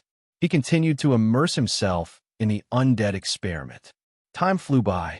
The new and old forces of the dynasty had undergone earth-shaking changes while Dadian was immersed in the laboratory. Barton, Sergei, Aurora, and the others were the leaders. They divided up a large number of troops, territories, and slaughtered many of the old aristocrats. The forces of these old aristocrats were entangled and rooted in all classes. They had been corrupted for a long time. Aurora and others were like hungry newborn tigers. They crazily devoured the territory and wealth of the old aristocrats to strengthen themselves and become the new rising families of the dynasty. Apart from the changes in the power structure within the dynasty, the effects of the merger of the three major factions were also gradually becoming apparent. Interconnected trade brought about rapid development. Railroad tracks were laid all over the wilderness. Now, there was no such thing as the Chaos Abyss. Everything was collectively referred to as the adventure zones. In addition to the giant wall, people built a large number of fortresses and new cities in the wilderness. These fortresses and cities had walls that were less than 100 meters high and occupied a wide area of the ground. They were like flags inserted all over the earth. From this trend, it could be foreseen that in the future, the monsters on this continent could only retreat to the wilderness at the extreme border. Humans would once again display their innate aggressiveness, taking the continent into their pockets. The monsters would once again be reduced to beasts from the olden era, repelled by human civilization and cities. While the continents were being cleaned up, Aurora, Barton, and the others turned their attention to the overseas world. The eruption of nuclear bombs in the Olden Era caused the continental plates to move. Today's continents belong to the Asian region, but at the same time, they were combined with the surrounding islands. These islands were pushed by the nuclear bombs and the sea monsters, colliding with the continents and combining them together. On the other side of the distant sea, there were still other fragmented continents and islands, but their area was far less than the main continent. When Barton, Aurora, and the others proposed to Dean to conquer the overseas and sea monsters, Dean didn't think much and agreed. He knew about the overseas continent from the hidden information of the Federation and the Imperial capital. He also knew that there were human survivors on those continents, but these survivors weren't disturbed by the insects and origami. They belonged to the abandoned human race, and their development was a continuation of the real trajectory after the human disaster. Without any external help, they completely relied on the old civilization to struggle and survive in the doomsday. Their fighting was still at the level of relying on firearms to fight, and they hadn't started to evolve. With the strength of Aurora and the others, they could casually lead an army to flatten the continent. Therefore, he didn't pay attention to them. As for the sea monsters, they really needed to be cleaned up. Since Aurora and the others volunteered, he was happy to let them exercise. With Dean's permission, the era of expeditions began. Aurora, Barton, Sergei, and the others led the army to repair the ships and capture the overseas continents. They also began to suppress the sea monsters. From the recent areas, they began to hunt ferociously. When the sea demons were hunted down in large numbers, the corpses of the demons would be transported to the Empire, where scientists from other fields would combine the technology of the origami and the demons to study the corpses. From there, they would find many valuable materials that would be of great help to the medical field. They would also create some new hunting weapons, which would increase the value of the sea demons and attract more hunters, forming a virtuous cycle. As the number of land monsters gradually decreased, the hunters could only lock their eyes on the sea monsters. Sergei, Aurora, and the others raised the flag of the dynasty to conquer the coastal areas. Many free groups of hunters followed them to pick up the leftovers. A new era of sea hunting had begun. In the blink of an eye, 1 year and 3 months passed. Dean took off his fishskin gloves and left the Undead Research Institute. He seemed to be in a good mood. Today's research went smoothly. From the gallbladder of a shallow, sea giant monster, he found a stimulating cell. From the preliminary experiment, it had a good reaction to the undead, which was very rare. Your Majesty, this is a letter from Noyce. Sergei came to the study room and found Dean resting inside. Dean looked at the letter in Sergei's hand. He used his X-ray vision to scan the contents. Isn't he in a giant wall? Is there no network there? Sergei laughed as he saw that Dean was in a good mood. Your Majesty, you know that he isn't used to that thing. He likes handwritten letters. Dean nodded. I've read the letter. Tell him that he doesn't need to report to me if he needs any resources. I know. Sergei smiled as he was ready to leave. Dean suddenly thought of another thing. Tell the Chelan King to come and see me. I have something to discuss with him. Sergei's eyes lit up. Your Majesty, what are you doing? Dean indifferently said, now that the three forces have mixed and the bottom level has adapted to it, he should retire. Sergei thought for a moment. Your Majesty, you didn't specifically summon him. Wouldn't it make him suspicious if you call him over? Do you want me and Aurora to personally go and bring him over? All right. Dean thought for a moment. Since you want to go, then the 4 kings and 12 kings should go together. But make the others hide their identity so as not to alert the enemy.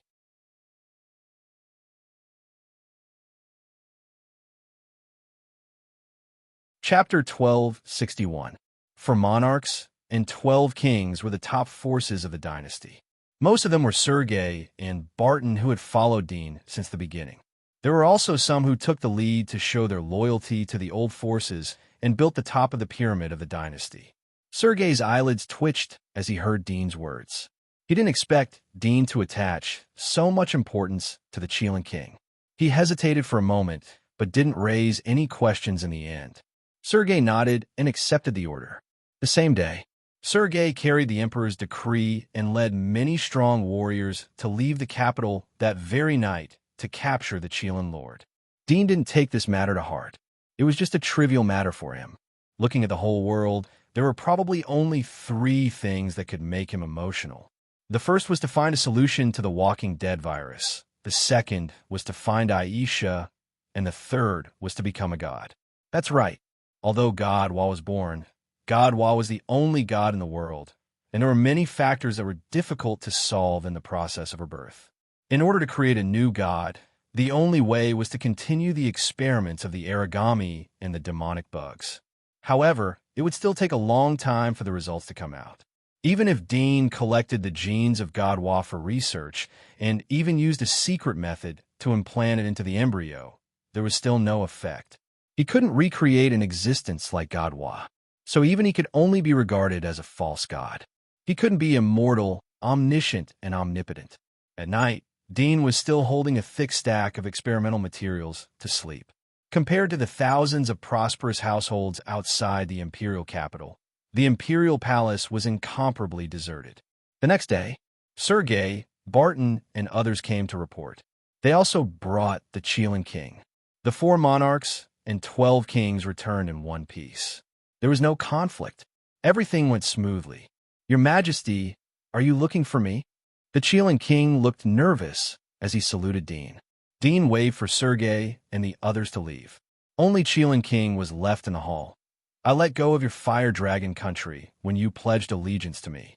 You managed it well and didn't have too much conflict with the Federation and the imperial capital. But you pledged allegiance to me on the surface but plotted a rebellion behind my back. Isn't it inappropriate?"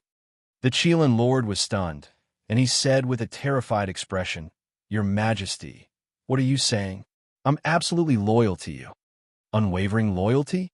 Dean indifferently looked down at him. "The dynasty has been established for more than a year. During this time, did you take the initiative to come and report the matter of flaming magic insects?" The Chilean lord was stunned.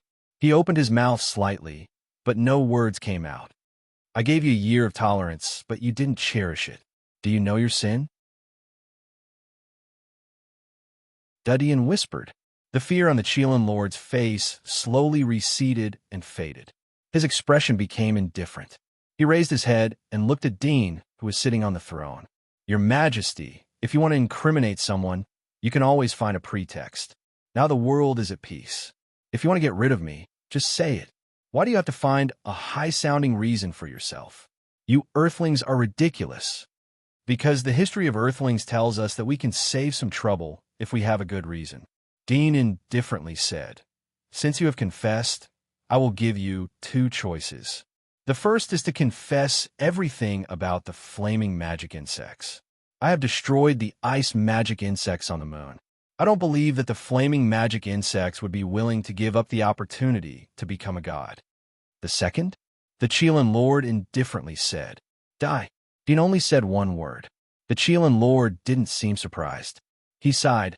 "If that's the case, then I can only choose the first one." There was a bit of helplessness in his voice. It seemed that he had already accepted his fate. But when his voice fell, his body suddenly disappeared. Like a phantom, he suddenly pounced in front of Dean. His whole body was burning with raging flames. It was hot like a ball of fire. Dean looked at the ferocious face that was approaching in an instant. His expression was as usual. He was also not surprised. He indifferently said, "Is this the reason why you followed them?" As he spoke, there were already hundreds and thousands of black blades erected on his body. They were thin and sharp, slashing out like a hurricane. "Explode!" The Chilean lord roared. Boom! The flames on his body suddenly shrank and collapsed. Like a blazing fireball, he suddenly exploded.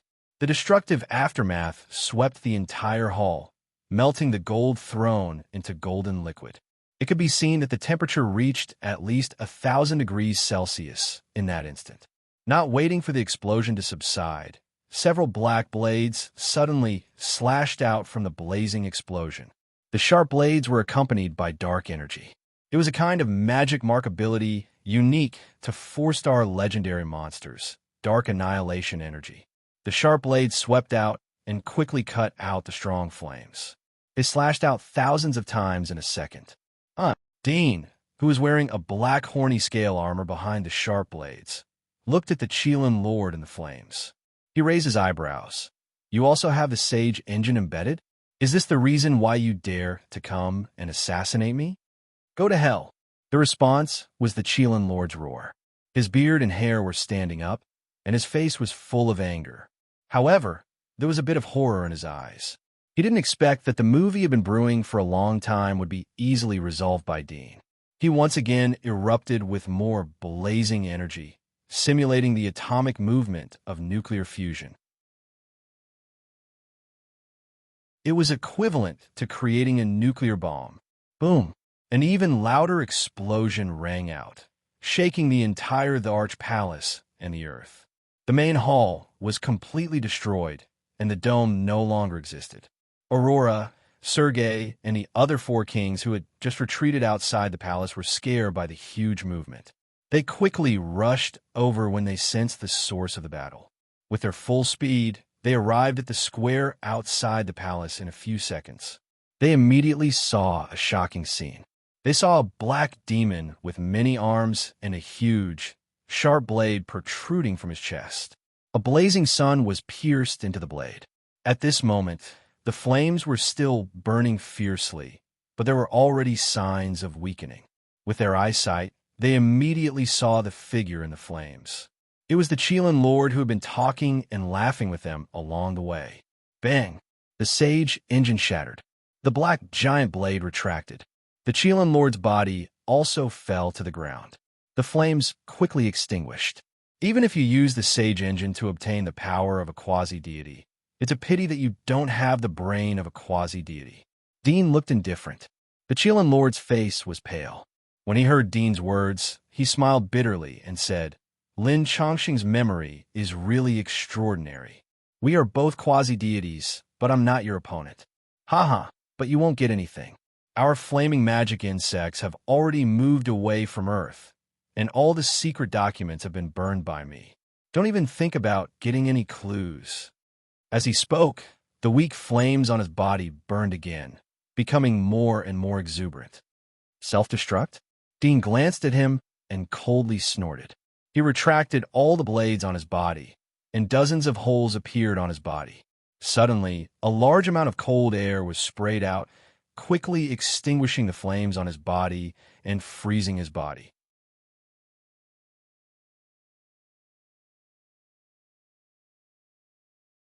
Chapter 1262. After a moment, the Chelan lord's body was completely frozen into an ice sculpture. Dean restored his human appearance. He raised his hand and pressed on the Chelan lord's forehead. The black tentacles were like sharp needles. They pierced into the Chelan lord's forehead and went into his skull. Dean read through the frozen brain tissue. Sergei, Barton, and others saw that Dean was unscathed. They were relieved and slowly approached Dean. Dean closed his eyes and searched for useful information in the long memory of the Chelan lord. He saw the spaceship of the flame magic insect, the secret stronghold of the flame magic insect, the plan and the nest of the flame magic insect, but he didn't find any place that would be helpful for the undead experiment. He didn't see any other useful information. They saw the fate of the origami race, perishing in space from the stronghold spaceship. Had they already evacuated from Earth? Dean slowly opened his eyes. There was a bit of disappointment on his face. Although he got a lot of information about the flame magic insects from the memory of the Chelan lord, it was useless for him. Ice magic insects and the origami had been suppressed and destroyed. The remaining flame magic insects weren't a threat to him. Even if the flame magic insects came out of the nest, he would have the god of Wa to resist them. He sighed, and a sharp blade protruded from his palm. With a pung sound, the frozen Chelan lord was chopped into powder, turning into ice crystals that filled the sky. The fragments fell to the ground, and a formidable character of a generation fell just like that. Your Majesty, Sergei's eyelids twitched as he saw the Chelan lord was obliterated. Do you need me to eliminate the rebels of the Chelan lord? Dean raised his eyes and glanced at the people around him. He was silent and didn't speak. A few days later, Dean issued the kill order. Sergei and other kings personally went deep into the Fire Dragon province to kill the conspirators of the Chilean king. They were under the control of the flame magic insects. They couldn't distinguish whether they were humans or insects. Their minds were affected by the flame magic insects. Their strength was at the upper level of the abyss. However, none of them were spared by Sergei and other kings. A large number of remnants of the Chilean lord's memory were found and killed one by one. A few months later, Dean was reading new research materials in the rebuilt palace. The door of his study room was pushed open. Goddess of Wa, who was wearing a green dress, came in. "Mom, I heard that Sergei and Uncle Barton's hunt was blocked. Do you want me to help?" Dean looked at her and chuckled. "No need. Are you bored? You can leave the capital and go to other Giant Wall to play. Different Giant Wall has different cultural characteristics and fun things." Goddess Wa pouted and said, "But I'm tired of these things. I can see through those gambling games at a glance, and I'm not addicted at all. As for those entertainment novels and movies, I can figure out the general narrative structure and core ideas after watching a few of them. I can even write my own. Only battles are the most interesting. There are endless changes, and different enemies will always have different novel ways." Dean touched his forehead and smiled. "But fighting is also the most dangerous." "Mom, didn't you say that I'm a god? There shouldn't be anything in this world that can hurt me. If you need, I can help you kill all the sea beasts." Goddess Wa smiled cunningly, showing her two small canine teeth. Dean shook his head. "You can't kill all the sea beasts. You have to keep them alive." "Can't kill all the sea beasts? Then why did Uncle Sergei and the others go to hunt sea beasts?" Goddess of Wa was puzzled. Dean waved to her. He reached out and touched her head. "What should those powerful hunters do all day if we kill all the sea beasts? They can't go home to embroider. We have to give them something to do." Goddess Wa was suddenly enlightened. She seemed to have understood and said, "So you don't want me to hunt the sea beasts because you want to leave them to them. You are afraid that the earth is too harmonious and they will fight among themselves, right?" "I see. Good girl." Dean smiled. Goddess Wa then asked curiously, "Mother, if you're worried that some people would be too bored to fight each other now that peace has been restored to the earth, why don't you find a bigger goal for them? For example, conquering the starry universe above our heads. The universe is so vast. There must be other lives other than the origami and the demonic bugs." Dean lowered his head and sighed. "Conquering the starry sky is a step that we will take sooner or later. But right now we have to find a way to solve the problem of the undeads." "Oh, I know. Mom wants to resurrect Miss Aisha safely on Earth. Then we will go to the starry sky with her. Is that right?" Goddess of Wa laughed. Dean tapped her head. "You are smart." Goddess of Wa stuck out her tongue. "I'll go first if there is nothing else. If you're bored, then you can go and hunt a few sea beasts. But pay attention to protect the environment. Don't damage it too much." Dean said. Goddess of Wa's eyes lit up. "I don't know how Uncle Sergei and the others will feel when they hear Mom's words." Dean chuckled and drove her away. The era of sea hunting was still hot. A large number of border cities were built in coastal areas. Every day, there were groups of adventurers coming from inland. They took giant ships and sailed to the sea to hunt monsters. Humanity's focus shifted from the land to the sea. Related news would often appear, such as a certain big shot hunting a top-tier sea monster, or a certain research institute extracting useful life essence from a sea monster, which would further contribute to the medical industry. People gradually adapted to this era. They used to curl up inside the giant wall after the disaster. They were afraid of the outside world. Now they were sightseeing on the land. Even the unfathomable sea didn't bring fear to people. Instead, they were full of yearning for adventure. Under Dean's order, the dynasty quickly established a religion. It was the state religion to spread the faith. The Holy Church was backed by the imperial order. They further controlled the people's thoughts and made it easier to manage. As the dynasty gradually stabilized, Dean gradually let go of the power and handed it over to his parents and sister. He devoted himself to the experiment day after day. 10 years passed in the blink of an eye. "Dean, who used to be 24 or 25 years old, was now a middle-aged man. Immersed in a laboratory all year round, he neglected to dress up. From a handsome young man, he had become a middle-aged man with stubble on his face. His ice-sculpted face became colder and colder, and the power accumulated between his eyebrows was thicker. The immaturity and vigor of his body had completely receded, leaving only calmness, restraint, and calmness.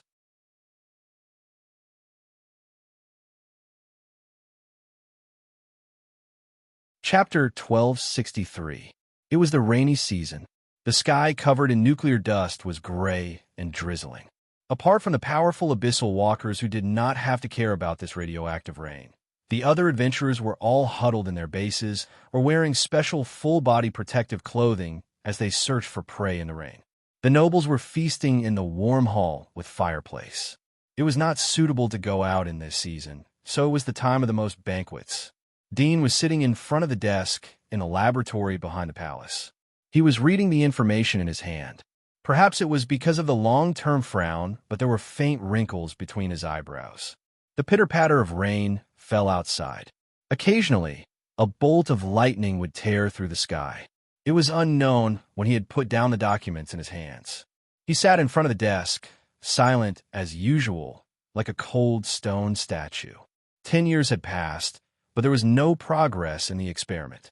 They had searched every corner of the continent in the last 10 years.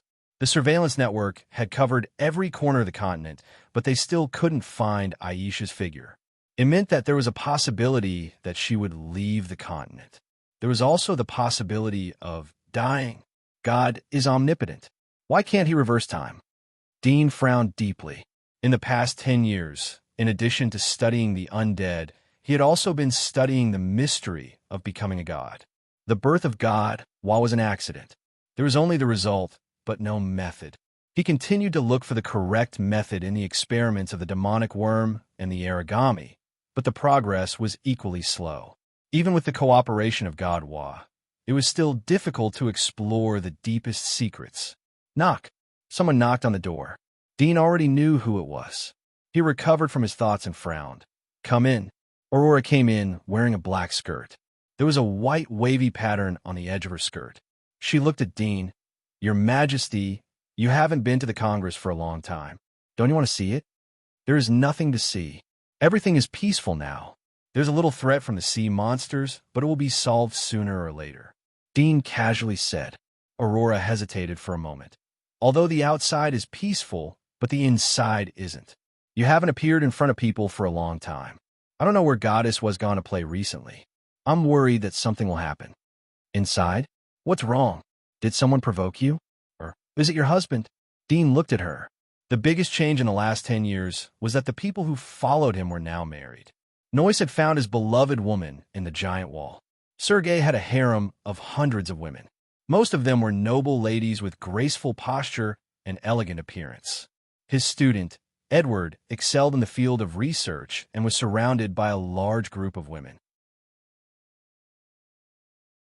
Barton, Zach, and Macon also had their own places to go.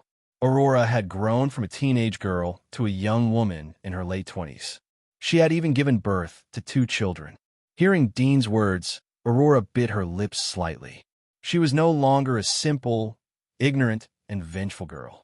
After soaking in the power whirlpool of the Empire for 10 years, even if she didn't like these intrigues, she at least understood it. So after hearing Dean's words, she almost suppressed the words that she wanted to say. She knew that in the eyes of Dean, she was the same as Sergei. They were all ministers. Even if they were the closest people to Dean, they had to act in accordance with the laws of the country. Otherwise, there would be chaos. Your Majesty, Aurora felt bitter. You haven't appeared for a long time. Don't you want to see the development of the dynasty? Dean shook his head. There is nothing to see. I know the general situation. What do you want to say? Aurora opened her mouth slightly, and 2 small and cute faces suddenly flashed across her mind. Her heart twitched slightly, and her eyes dimmed. She lowered her head and said, It's nothing, Your Majesty. I came to report to you about the Oceanic Beast Research Institute. They have already created a drug that could degenerate the sea beasts. It can be mass-produced for all the sea beasts that have been hunted so far. I know, Dean said. This is a national affair. You can talk about it in the Congress. There is no need to tell me. Aurora bowed. Yes. Aurora stood for a while, as if she was thinking about something. She didn't say anything and slowly left the study room. Dean took back his eyes and continued to pick up another roll of experimental data. He stopped and muttered to himself. What is she trying to imply? She want me to go to the Congress? Is there a problem with the Congress? He felt strange as he thought of this. Although he hadn't managed the affairs of the dynasty for a long time, but he knew most of the things that were happening outside. The country was peaceful and its territory was expanding steadily. The land monsters were completely expelled. The remaining ones were kept in captivity. It was like a zoo in the old era. They had established a special hunting paradise. In addition to the sea monsters occupying the people's attention, there was basically no major event worthy of his attention. She is hesitating. Is she being coerced? Or is it because of Barton and the others that she wants to talk about? Dean's eyes were full of thoughts. After a moment, he called the guard outside to inform his parents that he would attend the Congress tomorrow. Not long after the order was issued, his parents suddenly rushed over to see Dean. Son, are you finally willing to give up these experiments and take care of the country? Mother looked at him with a happy face. Dean looked at them and thought of Aurora's words. He asked, Mother, is there anyone who is domineering recently? Has he formed a clique? Mother was surprised. Why do you ask? Did you hear what they said? Forming a party is a big crime. Who would dare to do so? You are the only god in the world, and you are under the protection of Godwa. Who would dare to form a party? Isn't it a rebellion? Dean nodded. That's true. I'm afraid that these people are working in the dark. Their purpose is not for the throne, but to raise their status and live a better life. Mother thought for a moment. It makes sense. Your father and I will investigate this matter. How is it? Is there any progress in the experiment? Father asked. Dean sighed and shook his head. You're doing experiments all day. It is easy to have bottlenecks in your thinking. Tomorrow is the day of prayer. We have prepared a special altar that can eliminate part of the nuclear fallout. Do you want to go and have a look? Father laughed. Yes, go out and relax.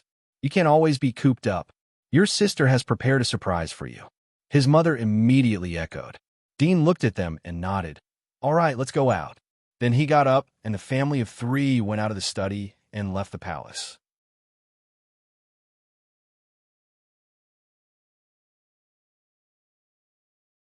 Chapter 1264.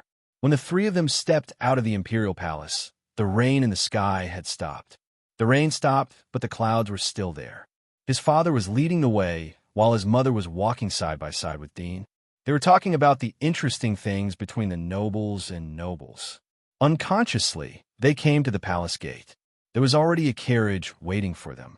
With Dean's current strength, he didn't sit in the carriage to hurry, but to relax. 8 lightning-horned dragon horses were pulling the luxurious carriage along the spacious road. All the attendants knew that this was the carriage of the emperor. Child, you're doing experiments all day long. You're not young anymore. Do you really want to marry that girl in this life? His mother talked about marriage again. Dean wryly smiled. Even if he was an emperor, he was still urged to get married. Perhaps in the eyes of every parent, the marriage of their children was always the top priority. He didn't feel disgusted, but felt warm instead. He shook his head. Mother, you know that if it wasn't for her, then there wouldn't be me today. I was extremely weak when I came out of the freezer. It was raining heavily that day. If I hadn't met her then, I might have been drenched to death. This sounded funny in the old era, but it was very normal here. Catching a cold wouldn't be an accident, but it was very likely to lead to a life-threatening situation for an ordinary person. However, the resources of the dynasty were unified and the medical level of the Federation was strong. Most of the prosperous cities wouldn't have such a thing happen except in the slums. She saved me more than once. Her family abandoned her and deprived her of her saintess status. She was bitten by the king of corpses because of me. If I didn't find her, then no one in this world would care about her existence. Dean comforted his mother's hand. Oh, I know that she saved your life, but you can't delay your own important matters." Mother sighed. His father also chimed in and said with a smile, "Your mother talks about having a grandson all day long." Dean smiled. "You can think of Wa as your granddaughter. She's my child." "Nonsense." Mother snapped. "We don't want such a big child. We want to hold a child in our hands. Besides, Wa is a god. We don't dare to treat her as a child. You can't be too casual with her. No one in this world can stop her if she gets angry." Dean laughed. "Wa won't be angry. She is very obedient." "You." His mother rolled her eyes at him and said, "Your sister is about to get married. You have to hurry up." "Yes, yes." Dean smiled. His father said, "Now that the world is at peace, the traces of the origami and the demon insects have all disappeared. I think that the demon emperor has most likely left Earth. Previously, someone saw a light beam piercing through the sky at the South Sea. Maybe the demon emperor found a spaceship that was buried underground and left Earth. I don't know if the origami race has been completely wiped out or if they will make a comeback. Father, don't worry. According to the information I got from the origami spaceship, the number of origami clan is very small. Many of them were lost in the Doomsday War. Most of them are only remnants. I will go and destroy them when I have time in the future." Dean smiled. "Origami and demonic insects must be completely wiped out. Otherwise, they will sneak into the solar system and attack the Earth from space. We will all be finished." Father's eyes showed a trace of seriousness. Dudian nodded. "It's impossible to hide from the detection of the moon and snipe the Earth from a long distance. I estimate that it will take at least 100 years of development. In another 10 years, I will go to the moon with God of Wa and destroy them. Since you've decided to go, why don't you go in advance?" His mother couldn't help but ask. Dudian shook his head. "The journey back and forth will take at least a few years. I want to find her as soon as possible and crack the undead virus. The more I delay, the less hope I have. Son, this is about the survival of the entire planet. You can't treat it as a child's play." Mother said. Dean looked at her face for a moment. "What does the planet have to do with me? People can be reborn. If they can, I can make them again." This. Both of them looked at each other. After a moment, the carriage stopped in a crowded square. There was a huge statue erected in the square. It was Dean's appearance. There was a dragon's head altar in the middle of the square. It was like a dragon's head stretched out from the ground and looked up at the sky. It was quite spectacular. "This is it." Mother lifted the curtain and looked out. She smiled and turned to Dean. "Your sister has been waiting for a long time. Let's go down." The three of them got out of the carriage. The nobles and rich people who were shopping around had already avoided the emperor's carriage. They were full of joy and curiosity. They wanted to see the appearance of the world's ruler. Dean soon sensed his sister's aura. He was eating tea in a restaurant next to the square. This restaurant was one of the top restaurants in Royal City. Many noble ladies who wanted to eat here had to make an appointment in advance. When he sensed his sister's aura, his sister also seemed to sense him and move towards him. Soon, Dean saw a girl full of youthful aura. She was carrying a small food box in her hand. She walked quickly out of the crowd. "Dad, Mom." Annie walked briskly and soon came in front of the three of them. The crowd was crowded, but there was a large empty space near the three of them. People who were casually shopping stopped and looked at them. "Brother." Annie saw Dean in front of her and said with a smile, "Look what delicious food I brought for you. This is the best lobster bun in Fragrant House. Have a taste." She handed the small food box to Dean. Dean smiled and opened the lid. A burst of fragrance came out. There were 5 exquisite steamed buns inside. By smell alone, he had already smelled the ingredients inside. He was about to raise his hand to taste one when suddenly there was a sound of breaking wind. Bang! A sharp blade suddenly shot out from the bottom of the food box and stabbed at Dean's chest. At the same time, 2 streams of cold air attacked his back, piercing through his clothes and into his flesh. However, the moment he felt the pain, his body instinctively hardened several layers of extremely tough keratin armor to block the sharp objects. This change was very abrupt and very fast. Annie, who was smiling in front of Dean, suddenly changed her face. There was a trace of horror in her eyes. These buns are good. Dean seemed to be unaware of the sharp objects on his body. He was still picking up the steam bun in the food box. The next moment, a row of sharp blades suddenly appeared around his body. The sharp blades grew out from his waist and opened outwards, forcing Do Annie in front of him and his parents behind him away. At this time, he also put the steamed bun into his mouth and chewed gently. "Brother, you." Do Annie looked at him in a daze. When she retreated, a black shadow retracted from her abdomen like lightning and went into her body.